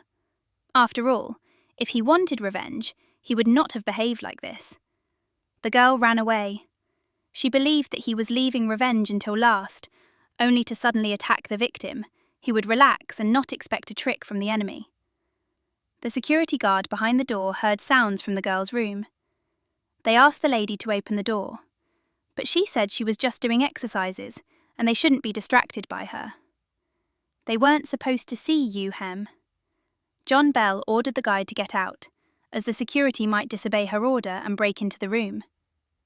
Yu Ham joked, saying that he couldn't remember how he got here. The head of security warned that the lady had a minute to get dressed. The girl threw Yu Ham into the closet and ordered him to sit quietly and not try to provoke the security and Baekchuan in general. But the young man grabbed her and dragged her into the closet. He held her tightly and wouldn't let go. John said he was crazy because the guards would be looking for her because she couldn't just disappear from the room. The hiccups hit the girl at the wrong time. Yugum covered her mouth. Yon heard the guards give orders to their colleagues to start a search. After all, the building was supposed to be completely surrounded in case of danger. Meanwhile, Yugum offered his own way to get rid of the hiccups. He kissed the girl on the neck. She couldn't resist, otherwise the guards would find her and wouldn't leave her alone and would chase her. Finally, the guard left the room. The girl and her partner fell out of the closet. The young man was amused, and Yon thought about the consequences of such jokes for both of them. But it is worth noting that the hiccups actually disappeared. John Bell chased the boy away. He tried to make a joke, but realised in time that it would be a futile attempt. The lady now looked like a real dragon, about to breathe fire. Her last words were an order not to come to her room again. Otherwise, she would simply hand him over to Baekjeon for slaughter, without regretting it once. Yugum was scared. Lee Chan was furious with his friend in the room. He wondered how he had managed to disappear into the enemy's house. After all, anything could happen to him. Yugam replied that he just wanted to take a walk. The conversation turned to a hacker boy who had done great harm to Utopia with his actions. But at the moment, only the approximate coordinates of this internet hacker's location were known. Lee Chan said that at the moment, the search is being conducted by Yugum's personal bodyguard. The girl did not like her boss's new passion, so she really wanted to please him. It was her idea to use dogs to hunt for Yon. Belle was in the forest at the time, but no one could have even imagined that she would try to get rid of her opponent with the help of dogs and a gun. Yugum was very angry then, and if it had been anyone else in the girl's place, he would have paid dearly for his mistake. But the conversation turned again to the hacker who had also hurt Baekjeon's organisation. But Yugum was in no hurry to deal with the pest. He was more interested in whether, by catching him, he could instill trust in Baekjeon, and thus stay in this place longer. Lee Chan had never felt so strange. His boss's actions recently had really surprised him and made him think. He was going to kill the girl, but when he saw her, his intentions changed in the opposite direction. Yu Hem realised a long time ago that he loved Yon. Belle. He tried to hide his own feelings, but diligently tried to win her attention and draw the beauty's gaze to his modest person. The day has come for the clan leaders to meet in Hong Kong. Yon Belle, accompanied by her assistants and Baek Ho, arrived at the main headquarters. The girl still looked tired, but she couldn't show it. There was a lot of security around. The brother made sure that after the previous incident, his sister was constantly under surveillance and that nothing threatened her life. She behaved naturally and gave no reason for suspicion. The girl's assistant said that the entire hotel building was under the complete control of Baekchon. The lower floors are inhabited by guards and soldiers of the organization, and further, there are people from the clans. The man ordered his subordinates not to leave the girl for a moment. She was to be the main target for all of them tonight. We must not allow this situation to happen again. John Bell wondered why she was being treated like this, even in an elevator, where the only threat would be someone who could walk through walls. Suddenly, the elevator shook, and everyone around her started to walk in a staggered manner. The girl became worried. She was so excited that she didn't see the boy who had climbed out of the hatch in the ceiling behind her. The stranger was clearly planning something evil and treacherous for her. The redhead stood behind the girl in a strange way. She clearly didn't expect this, and the stranger asked if she was ready to get to know him, even though it wasn't the first time they'd met. The young man's name was Kang Tae-jun. He took unusual pleasure in seeing Yu-gum suffer. Kang had an attachment to the main character.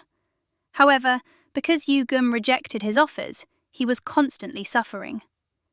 At this point, the meeting between the redhead and the girl ended. He announced that they would continue today at the restaurant downstairs. Refusal was not accepted, because to invite her, he had to maim 2 people. The girl was openly wondering if her interlocutor was a psychopath. She didn't think about the fact that he actually appreciated her company because he found her so attractive. Katan's main motive was that he wanted to hurt his object of worship, and he almost succeeded. He wasn't going to just give in to Yu-ham's feelings. Someone knocked on the door. John Bell would have been glad to see anyone who came to see her now. Her doctor was standing on the doorstep, and although they had had various disagreements in the past, she threw herself into his arms. The girl closed the door behind the guy with a sharp movement. He clearly didn't expect anything like this. Fear and confusion could be read on his face, and the girl was satisfied with what she had. John Bell decided to talk to him really frankly. She wanted to be in someone's company and enjoy the company she had at the moment. The doctor began to tell her about himself. Hard fate forced him to work as a spy. Before he started working for Utopia, he was an ordinary student.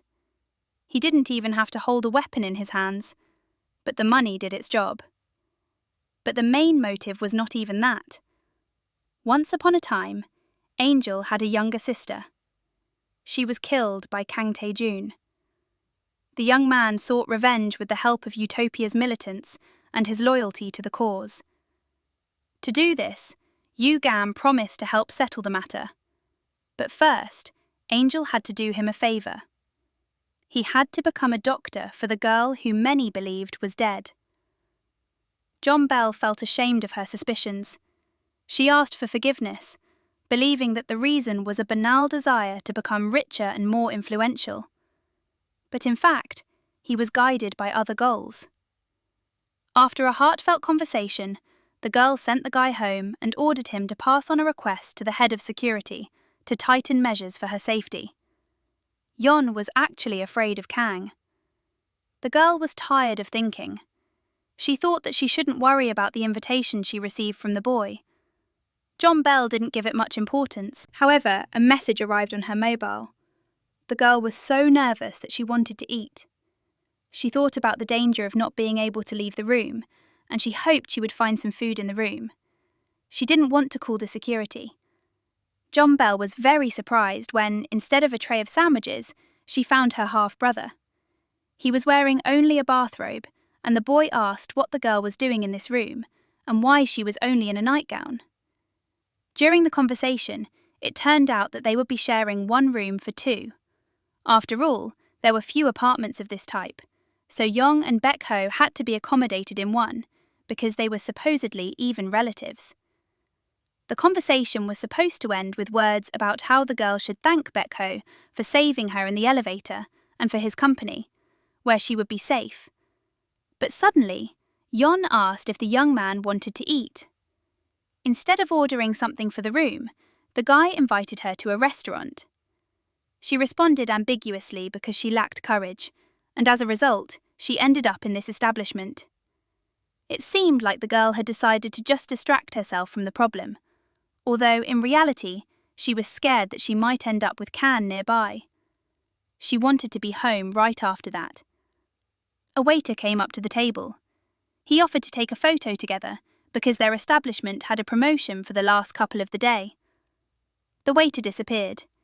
He asked for forgiveness because he didn't recognize them as brother and sister. Kang approached Yeon. He addressed her despite her brother's presence. The young man asked if she hadn't thought about him and had decided to go on a date with someone else. But he had been waiting for her for a long time. Yoo Hem also entered the hall. He suggested that everyone have dinner together. After all, in this way he was trying to defuse the situation, although it was nowhere to be found. Everyone was alert and serious. Jeonbel replied that she had already eaten. However, Kang did not want to let her go. He tried to hold her back, but the girl's brother stopped him. Baek Cho warned the stranger not to let go of his hands. During the conversation, it became clear that the guys knew each other. They would not try to reconcile because there was a long-standing enmity between them. The young men had a lot to remember, negative and unpleasant. Yoo Gun was ahead of everyone. He threw his jacket over the girl's shoulders and assured her that it was cold outside, and that way Yeon would feel normal and not freeze. The girl took it seriously. Yoo Gun explained his appearance at this place by saying that he was supposed to meet with Kano about the Russian smuggling case, so one should not suspect him of malicious intent or a new conspiracy against Baekjeon. Baek Ho held the girl's hand tightly and insisted that she could not leave her protector until the danger was finally eliminated, so Yeon would be by his side. The girl went to the bathroom. She wanted to be alone and collect her thoughts. She didn't pay attention to what was happening between the young men who surrounded her. Now she really wanted to return to the island. The phone vibrated. It was Yoo Ham. The boy suggested meeting and talking because then, in her room, he could not bring the matter to an end. He was trying to finally clarify his relationship with her. Her brother was waiting for her outside the door. He looked important and offered to be her companion for the evening because he didn't want to leave her alone in the company of everyone present.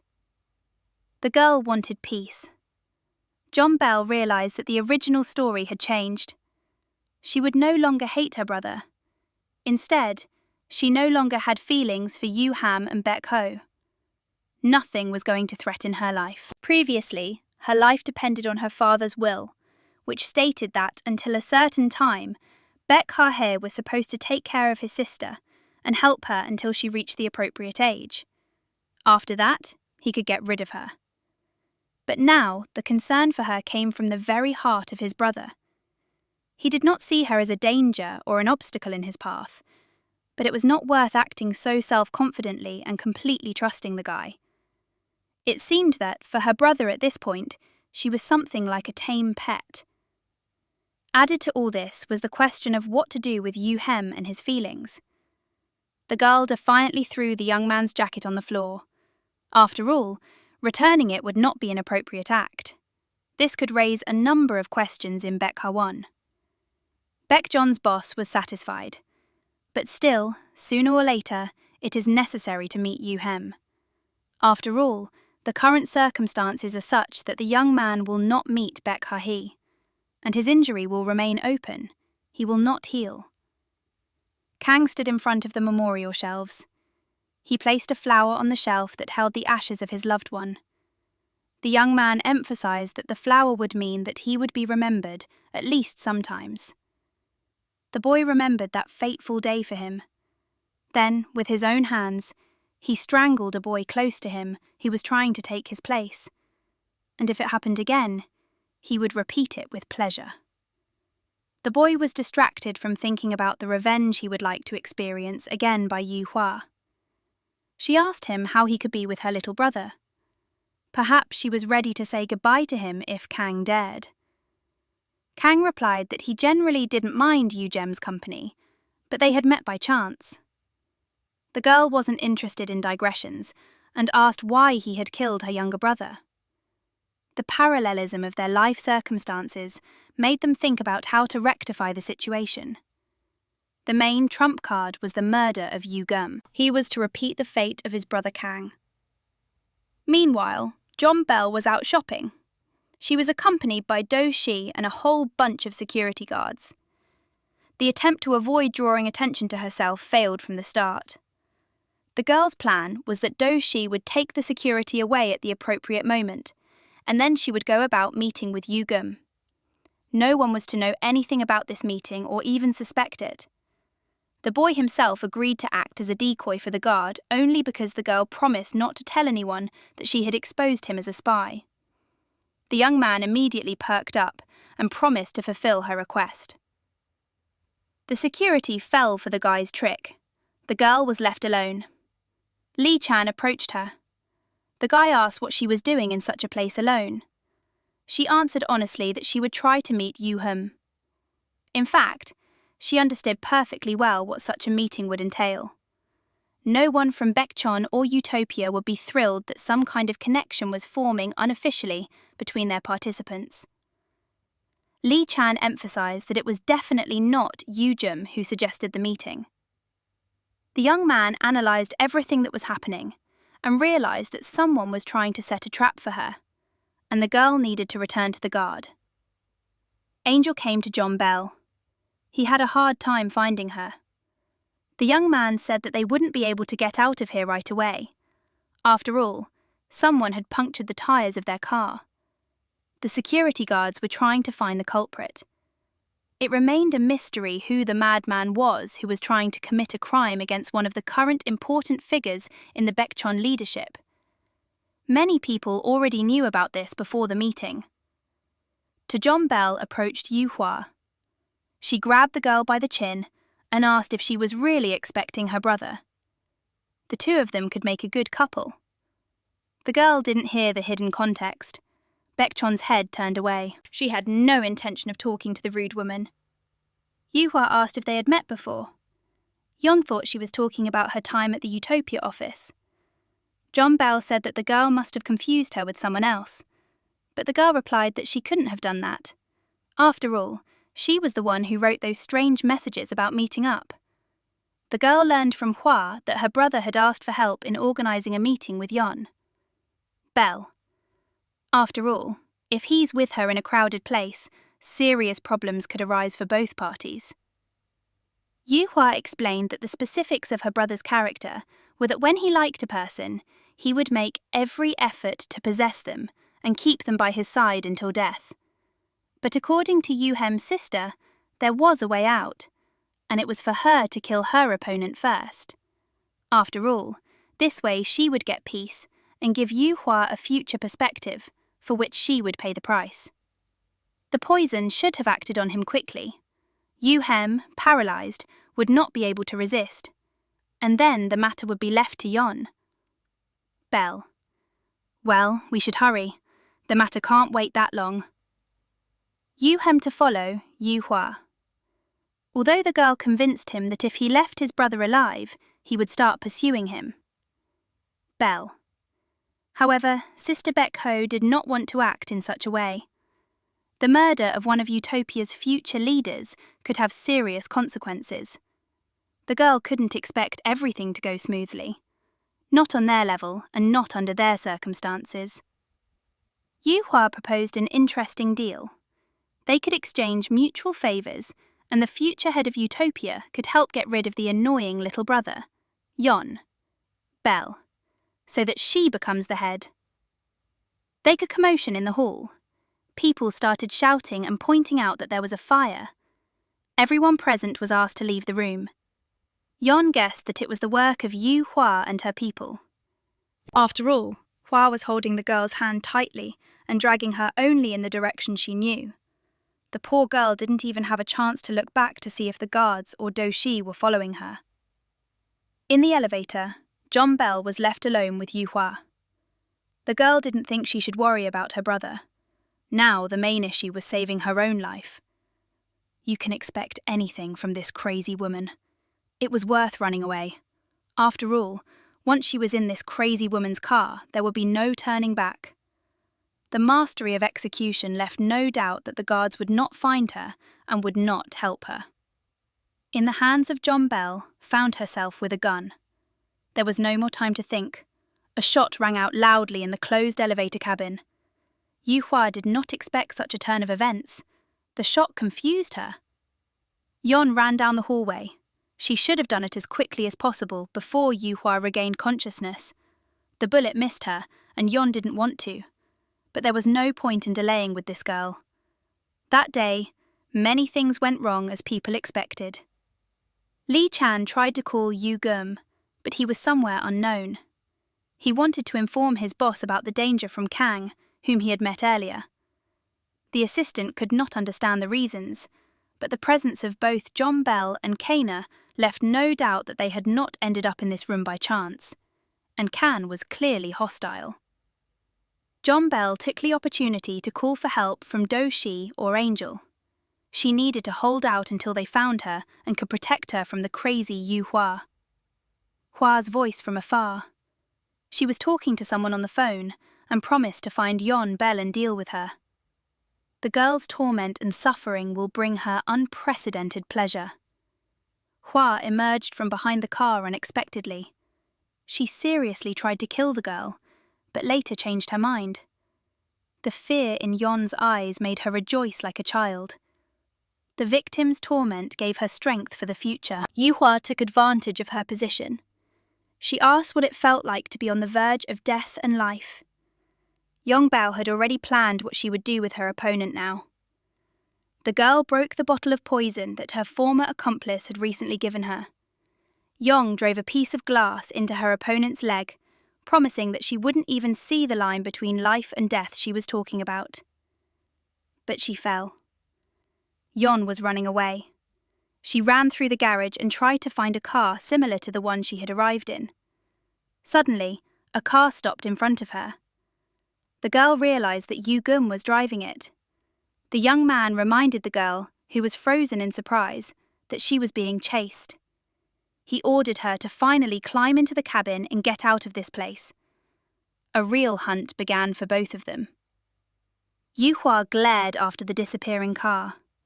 She thought about what she had learned about her little brother's true weakness. Now the task was even easier. All that remained was to catch both birds. Yu Hem asked the girl not to be nervous. He is not going to kidnap her like last time. Instead, he will take her to his brother. Young Bell could not understand the motives behind her new guardian's behaviour. His brother and his bodyguard were already waiting. Yu Gum called the head of Baekchun in advance and informed him that he knew about the girl's whereabouts and that he would be able to rescue her and hand her over to his brother on his own. Yong Bell wondered if she would have a chance to see Yu Hem again after she left with her brother. Right now, she felt the need to speak to him directly and without any embellishment. The girl said that she had not been honest with him, but one of the many words she had spoken then was frank and sincere. The whole thing was about her selfishness and attitude towards people. The young man asked how he should feel about her words about liking her. The girl didn't know what to say. She now had an important and crucial moment ahead of her that would decide a lot. Finally gathering his strength, John Bell dared to answer. Her decision was to finally burn all the bridges behind her. The girl replied that she had not been completely sincere then, and in some ways, she had been mistaken. The boy left. He was not going to bother her anymore and torture himself with unfulfilled fantasies and dreams about a happy future.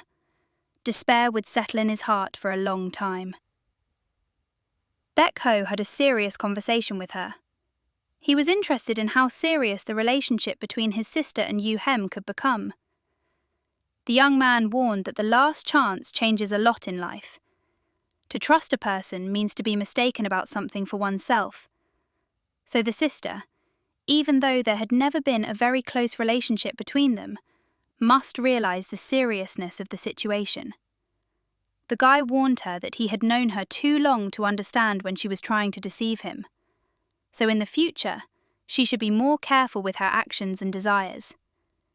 It was clear that she couldn't resist choosing between the two, So sooner or later, the moment would come when she would have to make a choice. The girl took this seriously. She understood that playing with her brother would be very dangerous for her. Yu Hua met Kang at a bar. The young man said that the girl was very bad at choosing places to meet. He did not hide the fact that the girl had injuries and damage on her body. Both understood perfectly well the purpose of their meeting. The girl ambiguously hinted that she was no longer going to tolerate her brother, and he, in turn, had to get rid of the most precious thing to him. This most precious thing was his John Bell. Kang got it right. He boasted about how he would watch Yu Hem's face as his wife died before his eyes, and he could do nothing. Their plan this time had no chance of failure. The hacker was helping them correctly. From the moment they got their hands on Baek Ho's plan and schedule, everything went according to the information they received.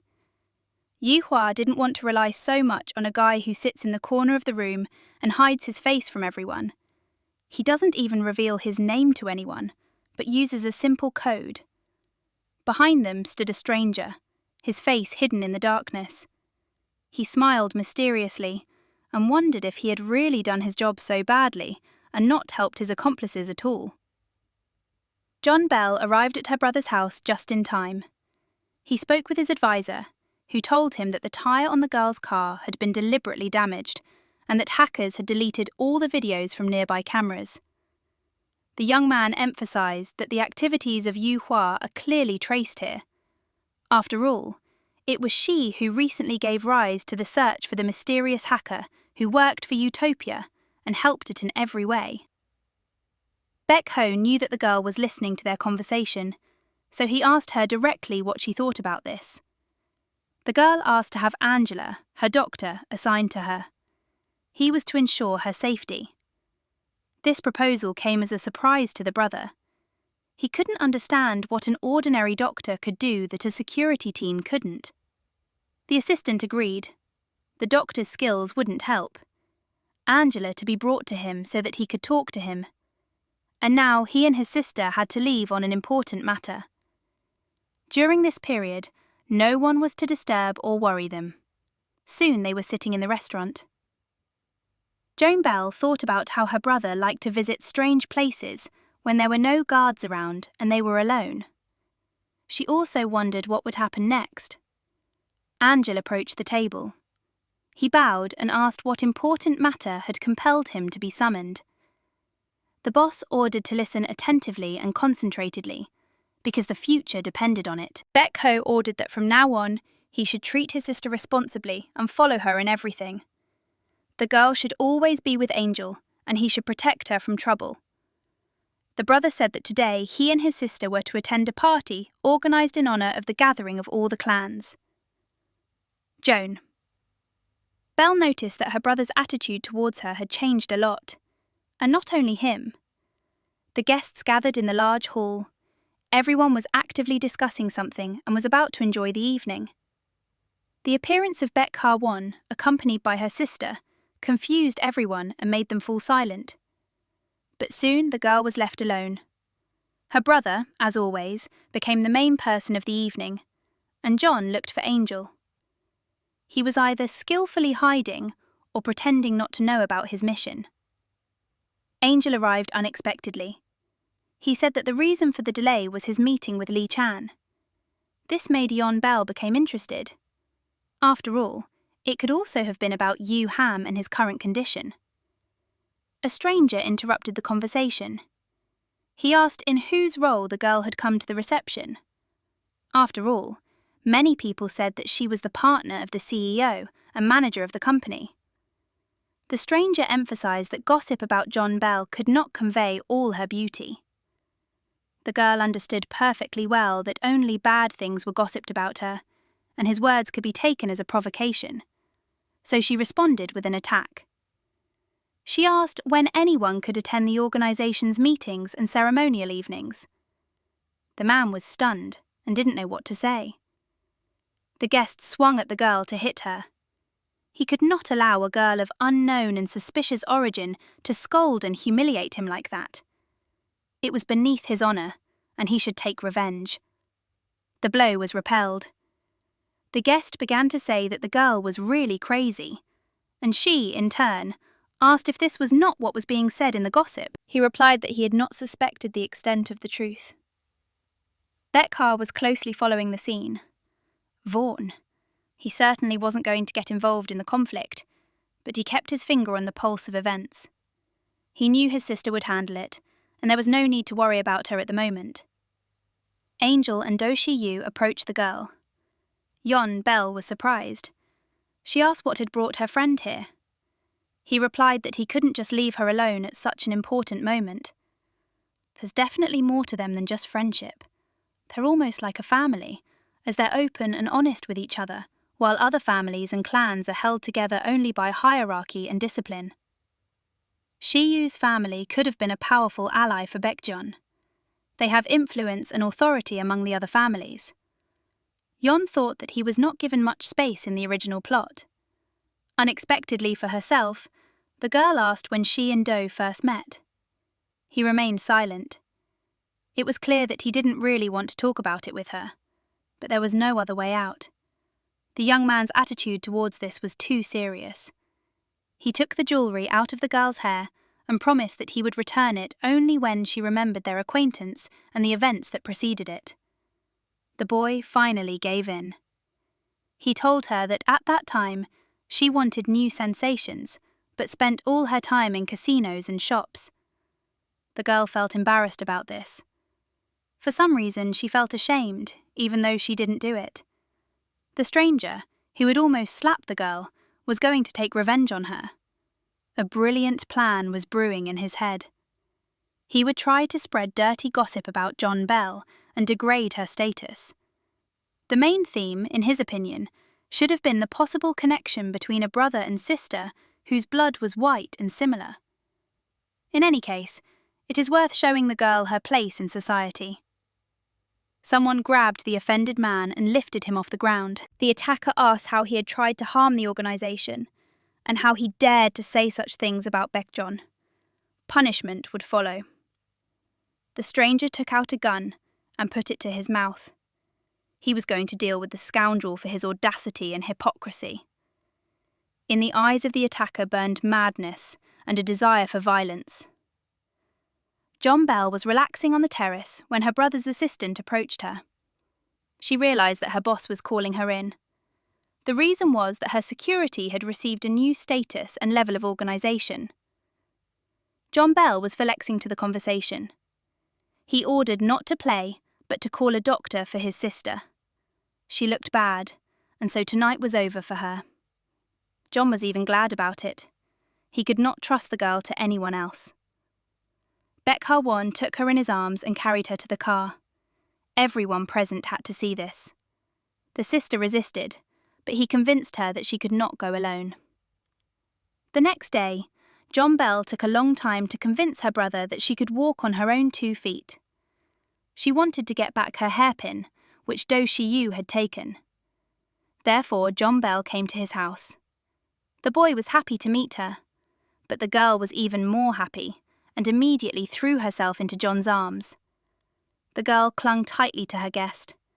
The poor little girl was running away from the guard. He ordered her to stop and stop running. John Bell asked what the girl had done that was so terrible.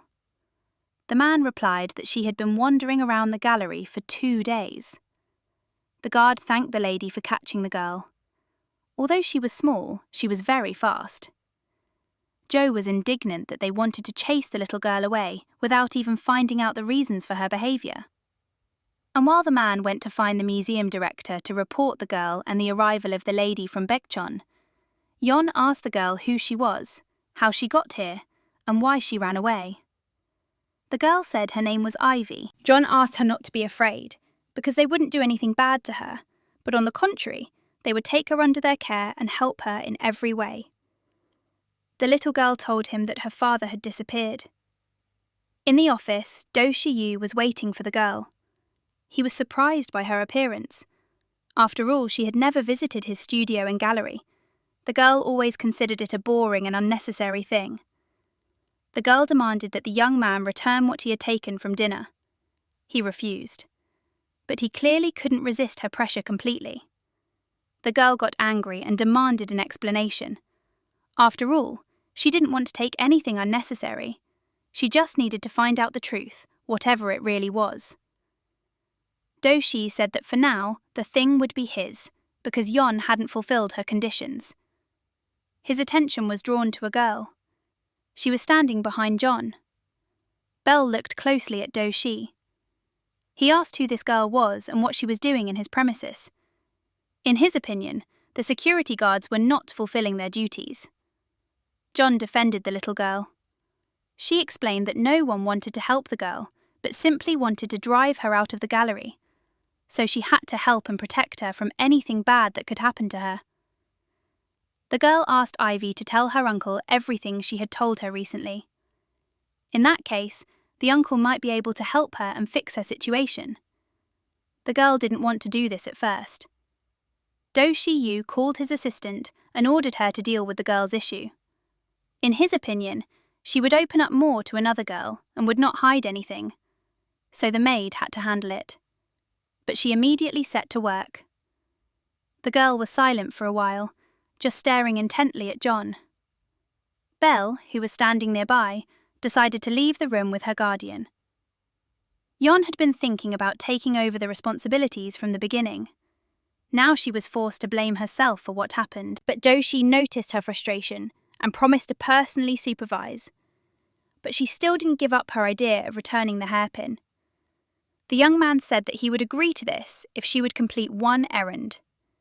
His request was that the girl stay with him until next week.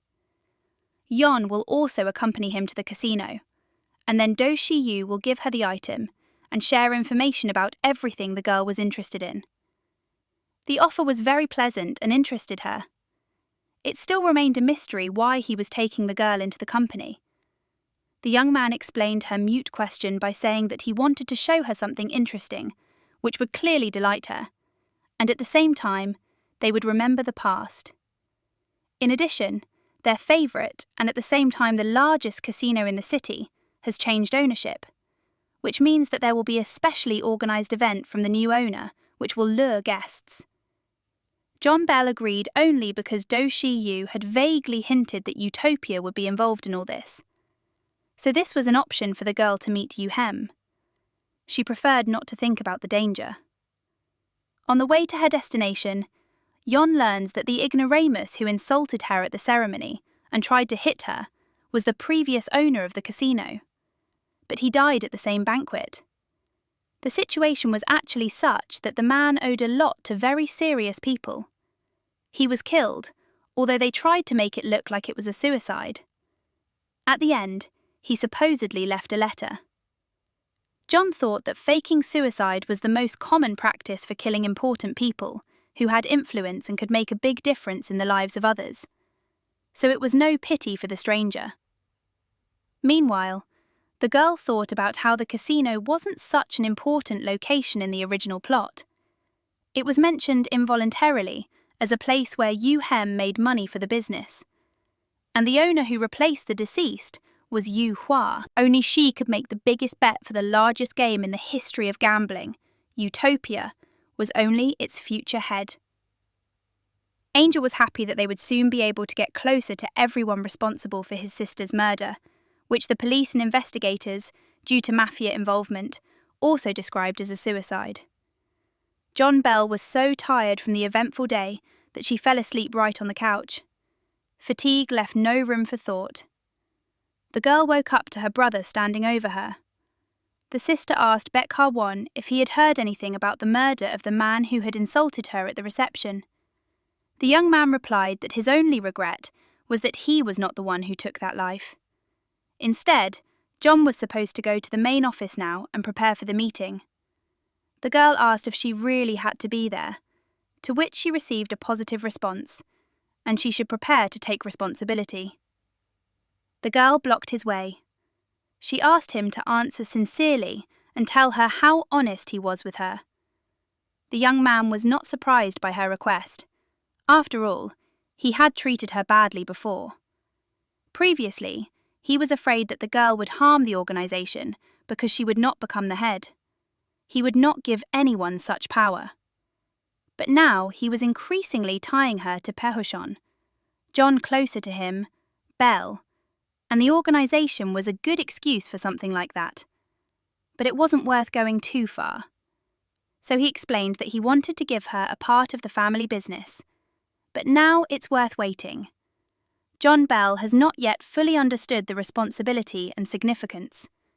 And only after the meeting will the girl understand the full seriousness of her position in the Baekhochon structure. Soon the girl was practicing in a private shooting range near the penthouse. Angel emphasized that if they found out about her plan, the boss would be very unhappy and angry with both of them. John asked how she could avoid being there, since she was not going to dedicate her life to the common cause. The organization did not appeal to her and did not arouse any ambitions. The doctor praised Yon for greatly improving her firearm skills, but something was bothering the girl. She felt that danger was lurking nearby. In the window of the next corridor, she saw a girl who had tried to kill her and set dogs on her while hunting in the forest. John asked if there was really only one exit in the room. The young man began to worry seriously. After all, if the girl was in danger again because of him, the boss would clearly be angry and ready to simply destroy him. So he had to come up with something. The girl replied that it was unlikely that they had come specifically for her. However, it was worth being careful not to spoil anything and not put yourself and the doctor in danger. The sounds of footsteps were heard in the corridor. The girl who led the people from Utopia explained to her subordinates that they would now be looking for the hacker who went by the nickname 44. So they had better make it before Yuham arrived. Yon looked around carefully. The corridor was empty. The people from Utopia had moved on down the corridor. The girl was glad that she could hide her presence so easily. After all, who knew what would happen next? But it was actually a trap. Behind them stood a pink-haired girl. She fired a warning shot so that no one would doubt the seriousness of her intentions. Yon had no doubt about that. The doctor stood up for his ward. He covered her with himself and ordered her to run away. John hesitated. She felt ashamed for all the bad words she had once bestowed on this young man. She asked how he should deal with his partner, to which the doctor replied that he was in control, because a utopian spy simply couldn't act otherwise. And in the meantime, Ion could call for help. The girl did not hesitate. She rushed headlong into the adjacent corridor, protected by Angel, who blocked the path to the fugitive with his body. The attacker was angry that the victim was running away again. A further plan of action arose by itself in the girl's head. It consisted in calling for help from G. Una, your brother's assistant will certainly arrive with help and deal with the attacking enemy.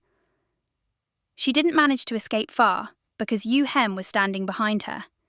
He grabbed the girl tightly by the waist and held her. The young man talked about how much he missed her while she tried to move away from fear. To all her questions, the boy replied that he simply missed her very much, and he had no other option when he learned about the danger that threatened her. Yu Hua sent her assistant to find her. His question about whether the girl had really been dishonest with him was unexpected. This time, it was clear that they had to stop communicating altogether. Otherwise, Baek Ha-hye will suspect her of something, and at the moment, all she needed was the accusation of treason and working for a competitor. So now, forced, Yon told what she had said before. She said so in order to survive. To be sure, she took out a gun. Yugum advised her not to make such movements. After all, he had little faith that the girl would shoot him. Yon asked why he was so sure of this. The poor woman pointed the gun at the young man. He replied that he simply did not believe that she was capable of killing him. To be more certain, he raised the gun to his chest and surrendered himself completely to the girl's will. His last wish is for her to confess her feelings for him again. At this moment, with his death in her hands, he would like her to speak to him openly and honestly. Yon recalled the time she had saved him from a fire. The young man was surprised to hear this, but the girl emphasized that she had been honest with him at that moment. She had acted from the heart then. That was the end of their conversation. The girl said that she had saved his life for a reason, so that he could brag about it now. And it was worth thinking about her suggestion about getting away. The young man got out just in time. He was in time for Baekchun's men to arrive. Jian asked the girl where she had disappeared to after her escape. She wasn't going to answer, saying she was tired.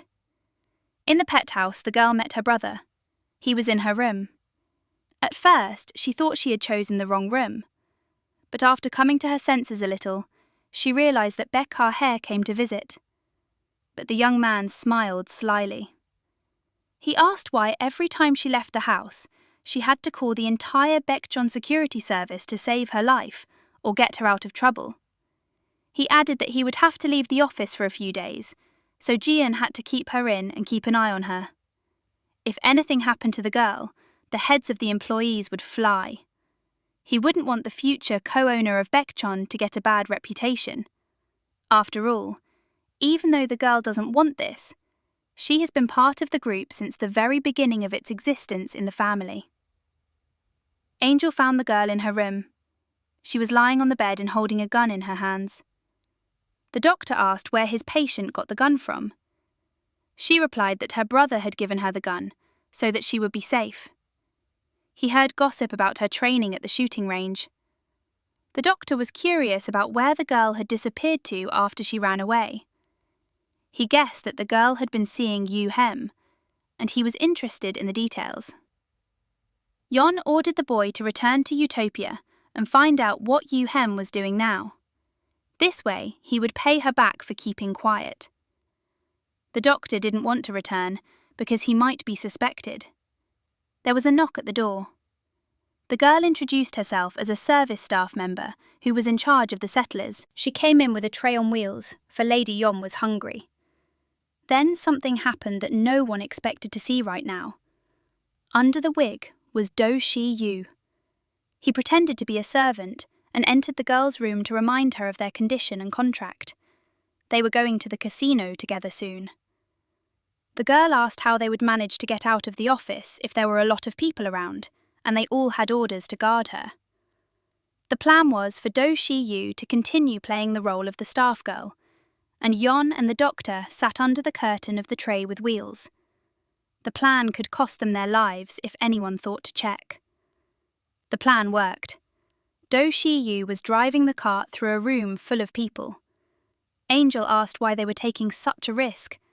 Did the girl really want to get into that casino? And why had they taken him with them? Everything could have worked out, but G happened along the way. The girl sat on the floor in front of him like a kitten caught doing something wrong. The guard promised to keep her escape a secret, but John thought it was time to make his position known, so she ordered him to leave with his advice and recommendations. But the man replied that he could not do that. He was appointed as the boss's deputy during his absence, so his orders were as valid as those of Baek-ha-won himself. But Yon asked if her brother really allowed her to be treated like this. Shi Yu came to the rescue in the guise of a maid. He promised the head of security that he would take the girl under his care, and he would take her frightened to her room on his own. Yon was afraid that the trick would not work. Surprisingly, the head guard agreed to the offer. He calmly let them go and left them alone. He even offered to escort the guard, but the young man refused. In the car, all three of them discussed the situation. John was worried about what might be done to them if the truth were revealed. The punishment could be very severe because it felt like betrayal. Do Shi Yu talked to the girl about the previous owner being murdered. The girl wondered who could have agreed to such a bold move.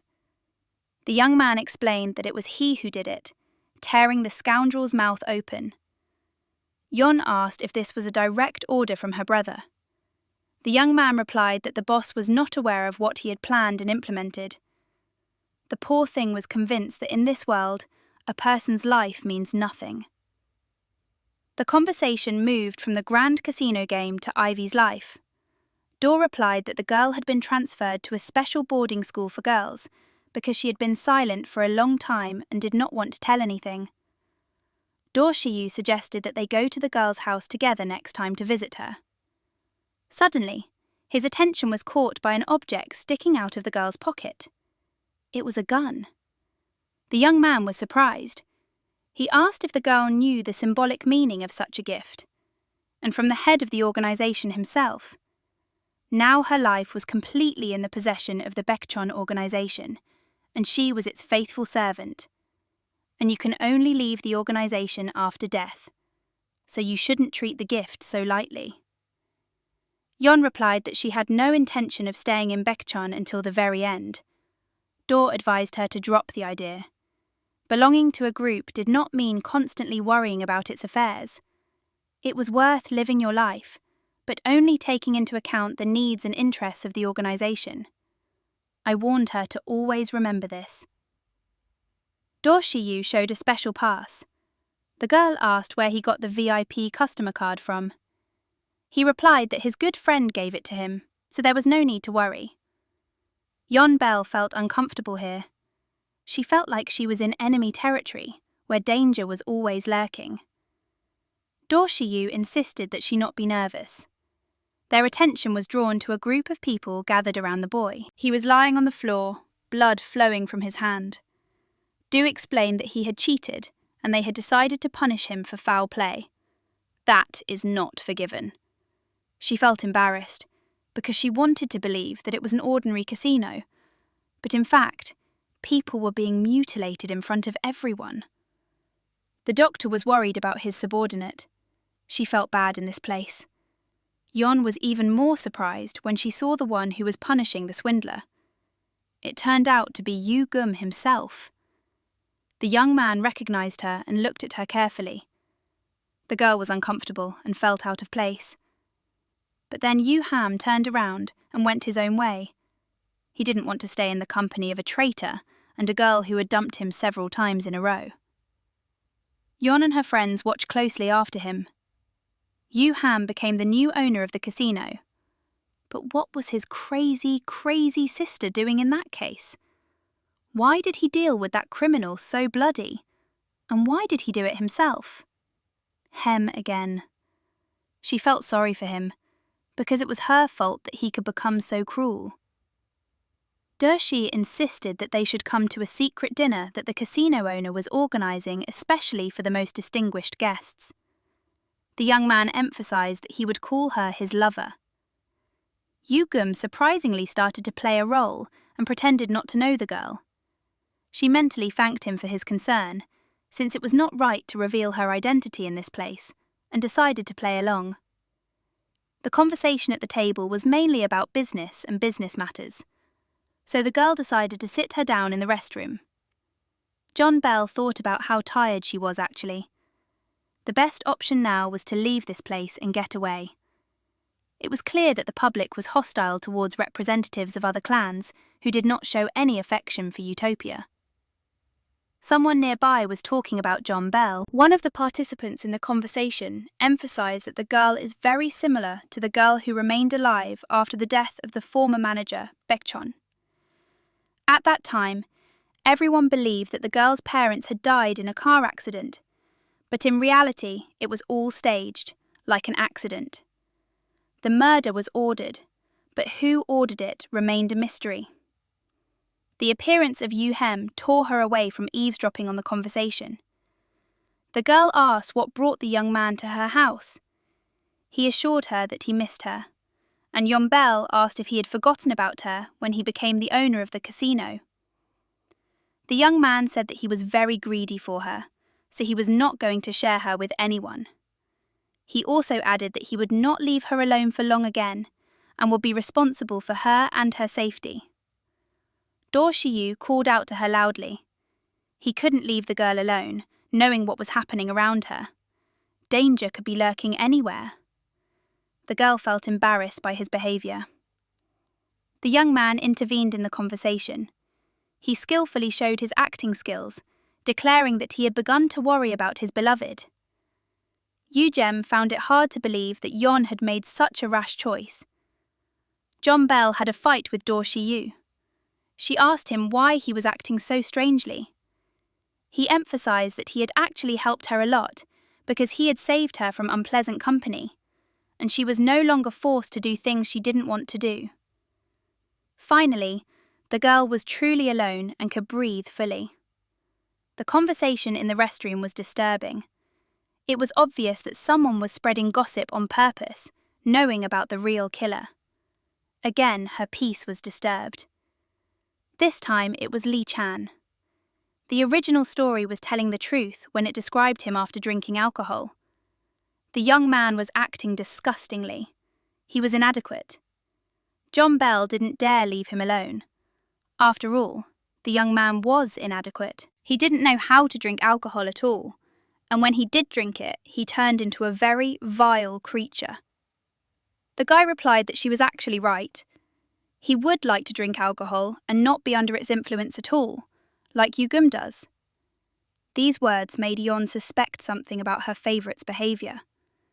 The girl recalled the events of that evening, when a supposedly drunk Yu-gum came to her room. Lee Chan continued to say that he never suffered from alcohol and its effects on the body. The girl decided to take advantage of Lee Chan in this state. She asked him what he could tell her about Yu-hem's childhood. But the boy said that he couldn't say anything because he had met him already as an adult. The only thing he told me was about Yu-hem's strange habit of going to the same place. This place was an old abandoned house in one of the abandoned areas of the city. The young man often goes there. It is clear that there were reasons for this. After all, even in the pouring rain, the young man stood there for hours, refusing to go under an umbrella. Before coming to Utopia, something had happened to him. Yeon asked if the young man knew what had really happened to him, but Lee Chan remained silent. He either knew and was hiding it, or he couldn't tell her anything about it. Suddenly, he asked who she was to Yu-gum. After all, Lee and Yu-hem's secret was a plan to completely destroy Utopia. Nothing should remain of it. But the appearance of Yeon stands in the way. Belle. She has changed his companion and has a strong influence on him. The girl replied that she really just appreciated him and was concerned about his condition. It seemed like she was doing everything as she should. But everything around her was turning into a nightmare. Yu-ham found the girl who had fallen asleep tiredly next to Lee Chan. He dialed Do Shi-yu to warn him about the girl's location. Yu-jem personally carried her to the room. He was pleased to do it. After all, even the slightest contact with the girl's body gave him maximum pleasure. John Bell woke up just as Yu-ham was about to leave the room. She didn't protest, having guessed what had really happened. The girl pretended to think it was all a dream. The young man didn't argue with her. He didn't want to spoil the moment and miss out on the pleasure. So he just wished her all the best and was going to get out of here before the deception was revealed. Shi-yu and the doctor were standing next to her bed. The girl asked how they ended up here, but the guys were the first to assure her that she had fallen asleep on the balcony. The last thing the girl could remember was her conversation with Lee Chan. After that, everything went blurry. Yeon admitted that she had been drinking alcohol, which made her feel strange, and she turned off in the middle of the conversation. In the morning, the girl found a business card on her desk. It seemed strange to her. Besides, she couldn't remember when she had picked it up or how she had left it there. But she didn't want to think about it right now. Shi-yu entered the room. He said that it was time to wake up and do his business. In his opinion, the girl should have gotten some sleep by now, as she had slept for 2 days. That shouldn't have been enough time. It was time to go for a walk and finally get some fresh air. John didn't really want to do that. But under the pressure of the young man, she had to give in. She didn't like the place. However, it was time to talk to Do, because he had promised to partially fulfill his promise to share information. But the boy said that he was not going to do what they had talked about. The girl was surprised. She was angry with him. However, it so happened that the young man offered a new deal. The young man emphasized that he did not want to go out with Angel. In addition, he closed himself in his room and did not want to receive anyone. This was a signal for John Bell. She wanted to see a doctor.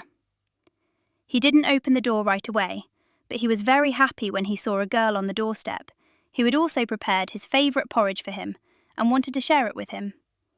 She added that she immediately ran to him. Jon asked if he needed the help of a qualified doctor. The girl touched his forehead and diagnosed that he had a high fever. It was necessary to treat him. The boy's behaviour changed quickly. He ordered the girl to get away from him and not to bother him any more. But this did not make any impression on the girl. After all, she was not going to give up. After he tasted the porridge specially prepared for him, the boy changed. He became cheerful. The young man said that no one had prepared food specially for him for a long time. He also apologised for his aggressiveness. John Bell thought it was the first time she had seen him smile, and he suggested that she have dinner with him, because he would order food and they would have a nice time together.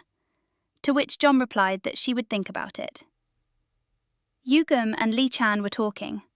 Their conversation was about what they could offer to Baekjeon's boss and how they could harm Utopia as much as possible. The casino was the first step towards that. Saina joined in the conversation. Lee Chan didn't want her to become an accomplice in their case, as it would put her at risk. So he insisted that they get out of here as quickly as possible. A meeting took place between Yugum and Do Shi-yu. The young men discussed whether they should trust each other if their business agreement did not clearly outline the issue of mutual giving and receiving from their partner. Then the conversation moved on to Baekjeon. Both agreed that in this game it was worth placing bets on this organisation, and as a result receive additional bonuses from them, improving their situation. Yuhua and Kang, in turn, talked about how they should move on to implementing their evil intention as soon as possible. The girl was furious. She wanted the boy to die as soon as possible. Her life had been going wrong ever since her father brought a little boy into the house, whom he proclaimed his heir, because it was not right for a girl, even her own daughter, to become the head. Many people understood that Yugum and his father were not blood relatives, but tradition is sacred and inviolable. In her childhood, she could get rid of the annoying boyfriend many times, but she had to endure his presence all her life. All this time, Yugam had spoiled her existence and made her nervous. Finally, the moment came when determination prevailed over doubts and vain hopes. The reason for this was the appearance of the young man at the birthday party of the said sister. Then he attracted the attention of all the guests to himself, leaving the girl behind. She did not even want to see him after that. It was now time for him to die and suffer the punishment he deserved. Their hacker joined them. He paid no attention to those present, even though they were considered senior in status and position. The young man emphasized that he had found information about who killed the previous owner of the casino. And this was where John was implicated. Bell and the Baekjeon organization, her brother. The next day, the girl visited the swimming pools. Angel was there. The young man was very happy that he had become the object of attention of such a beauty. And John, Bell, took full advantage of this. The boy and girl were lying under umbrellas. The doctor was dressed in a formal suit, which made him look a bit comical. Something was strangely disturbing him. The feeling was like what he had felt at the shooting range. The doctor ordered her to hide, and he would personally deal with what was happening. Yon hoped that nothing bad would happen, but she would have to be safe. Yuhua just doesn't give up. Right in the corridor, the girl came across Kan. The young man asked where she was in such a hurry. The girl didn't know what to say to that. She didn't want to talk to him, but there was nowhere to retreat. The girl looked at the killer in surprise. He asked her to remain calm, and in that case, no one would get hurt. Yon. Belle wasn't going to risk someone else's life, but she would escape the premises at the slightest opportunity. Ji-eun appeared in front of her. He covered the girl with his body and ordered her to run away. Kang wondered where all these people came from when he had the slightest opportunity to deal with the victim. John. Belle ran quickly down the corridor. She wondered if she would be able to reach her room before the other enemies noticed her. If she didn't, she would be taken prisoner again. The decision was to hide in the pool. The people of Utopia were passing by, and no one guessed that their target was now in the water. The search continued, but to no avail for the enemy. Yon held on with all her strength under the water. She understood that her rivals could return any moment, and she would be in their power again. The girl was running out of air. Her lungs were burning with fire, when someone grabbed her tightly with a hand and pulled her up. She could only guess who had actually pulled her out. Her strength was leaving her. She could no longer resist. In front of the girl stood Engdel. The young man was looking at her carefully and seemed to be about to say something to her. Yon asked how he had gotten here and why the guards had let him through, and the people of Utopia had not come across him. Angel leaned over to the girl and told her who had really killed his younger sister. It was Beck-Ha. Von. The girl refused to believe it. She became scared that this person was constantly around. The Beck-John family became clear. This idea had been pursued by the young man from the very beginning. Kang, who had come as if from nowhere, came to him and called him 44th. Yon realized that the doctor was actually the hacker that Li Chan and her brother's security chief had been talking about. He had been around all this time, skillfully hiding his identity from everyone. The doctor took her in his arms and carried her in an unknown direction. Kang praised the young man for having coped with the task. The boss will be happy to hear good news. The time for revenge has come, and nothing will stop them. The girl was sleeping in the room. Next to her stood a former doctor who turned out to be a double agent. He was watching her closely and diligently trying to catch the slightest changes in the poor girl's facial expressions. Kang read his partner's thoughts. That's why he wanted the girl to end her life as soon as possible. After all, over time, he was getting more and more used to her and trying not to think about the end of this story. The time to act had come. Angel put on his cap and asked his partner to tell the girl everything when she woke up. He knew perfectly well that the first thing the girl would think about would be revenge. John Bell fell asleep shortly after 44 had gone about his business. She got out of bed and walked around the room. The girl was glad to be able to move. The scenery from the window reminded her of the one she had seen in a casino. Kang entered the room. He asked if the girl wanted him to keep her company. The boy asked her to go back to bed, as it was still night. Yon wondered if he was afraid of her. The captive thought the killer would torture her to get information that could be used against Beck-John and Utopia. But she decided to beat him to it. She asked what he would do to her. The mercenary said that he would use her as a tool to get what he wanted from Yu Hem. So she is not in any danger personally, except for the crazy Yu Hua. Yon asked what they were going to do with Yu Gum. Kang laughed and moved closer to her. She guessed that events would develop as they did in the original work. Yu Gum could die. Kang said that if the princess did not want to be killed for her, she should not have left the house at all. Only then would the girl break this vicious cycle of death and destruction. The girl asked why he was doing all this if he wasn't going to get any reward for it. The guy said he was just having fun and didn't want any money for it. Kang grabbed her tightly by the throat. He was hit in the head from behind. Yu Hua was standing over the guy. She said that Kang was losing control of himself and the situation in general, so she neutralized him because she asked him to protect the captive. The 44th joined the company. He reminded them that the slightest damage or wound would reduce their value, and this would become a powerful obstacle to their plan. John Bell, with her last strength, jumped to her feet and grabbed Angel by the collar. The girl asked what he was up to and why he was trying to get revenge on the guilty through her, to which he simply remained silent. The guy simply suggested that John take the medicine he asked for and return to his normal state. The girl felt uncomfortable. She didn't feel safe, but at least they weren't going to do anything bad to her. Angel ordered his accomplices to leave the room, as he had to examine the captive without clothes. Yu Hua asked why he had to do that. The young man was not confused, but simply ordered them to leave the room. The boy confessed to everything he had done to get his accomplices to her. All the coincidences were actually arranged by him on purpose. So Yon looked at him in disappointment. Her last wish was to find out if her brother was really as scoundrel as everyone around him said. The young man considered the correct answer to be simply to remain silent and not to give any more reasons for unnecessary conversations. At this time in the hospital, Ji-eun spoke to Do Shi-yu. Do told him about the security chief being found unconscious by the pool. His phone was nearby. The surveillance cameras showed nothing.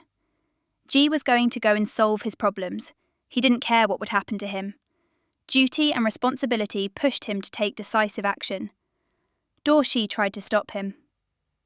Baek Ha-hee was talking to his assistant.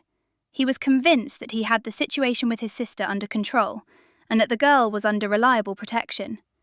And he would arrive at the residence soon. Do Shi was on the phone. The caller reported that the girl had disappeared. The agents could not find her trace even after several hours of searching. It is hard to imagine Baek Ha-won's anger. Yu Hem got a call.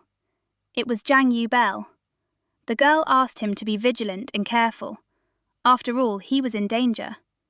Fortunately, an assistant came to him. He shared his suspicions with him. The assistant emphasized that Tae-ji was seen in the building. Kana.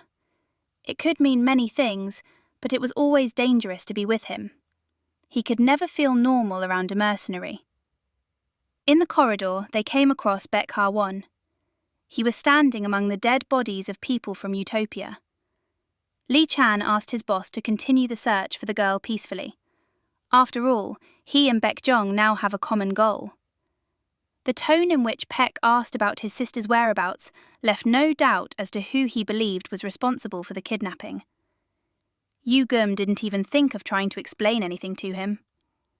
John Bell, meanwhile, was sitting on the bed, thinking about what she should do next.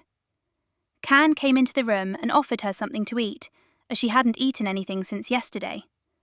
The girl's response was cold. The mercenary's phone rang. After the conversation, Yon realized that it was Yu Jum. The killer's mood improved. He finally got a chance to reach the head of Utopia and arranged a meeting with him at a nearby cafe. While Kang waited for Yu Hem, he remembered how he had become who he was at the moment. His first victim was a kitten. Later, he was interested in larger and more massive victims. He liked the way they suffered. When his father found out about his strange preferences, he called him a psychopath and disowned him. He didn't want to have such a son. He didn't have to think about becoming an heir. It was then that he met Yu Hem. Both found themselves over the edge of fate. There was no need to think about anything good in their case. Both had to work on their careers and choose their own path. Now he pretended to be happy to meet his friend.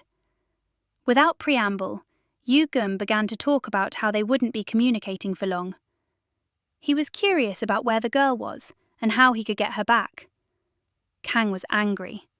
He wondered if the boy would be happy if he found a girl. If so, he definitely wouldn't get her. After all, his stubbornness and position had angered and made him jealous all his life. Kang's desire had long been to break the young man, to show him another side of life. And now he would make every effort to do so.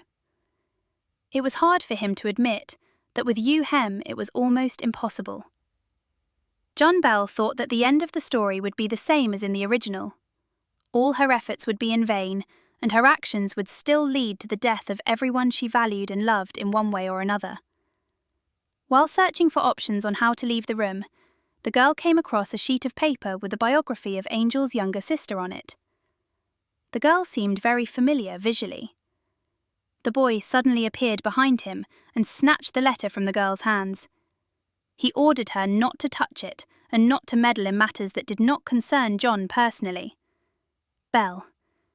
The girl suspected deception and trickery. Young guessed that the girl was actually her mother's murderer. That time, the head of Baekjeon, accompanied by a government official, got into a fatal car accident. The investigation turned up nothing. The killer disappeared without a trace. It is likely that it was the same girl, Angela's sister. The guy rejected reality in every way, but the facts were against him. Sympathy will change nothing, but the truth will solve a lot.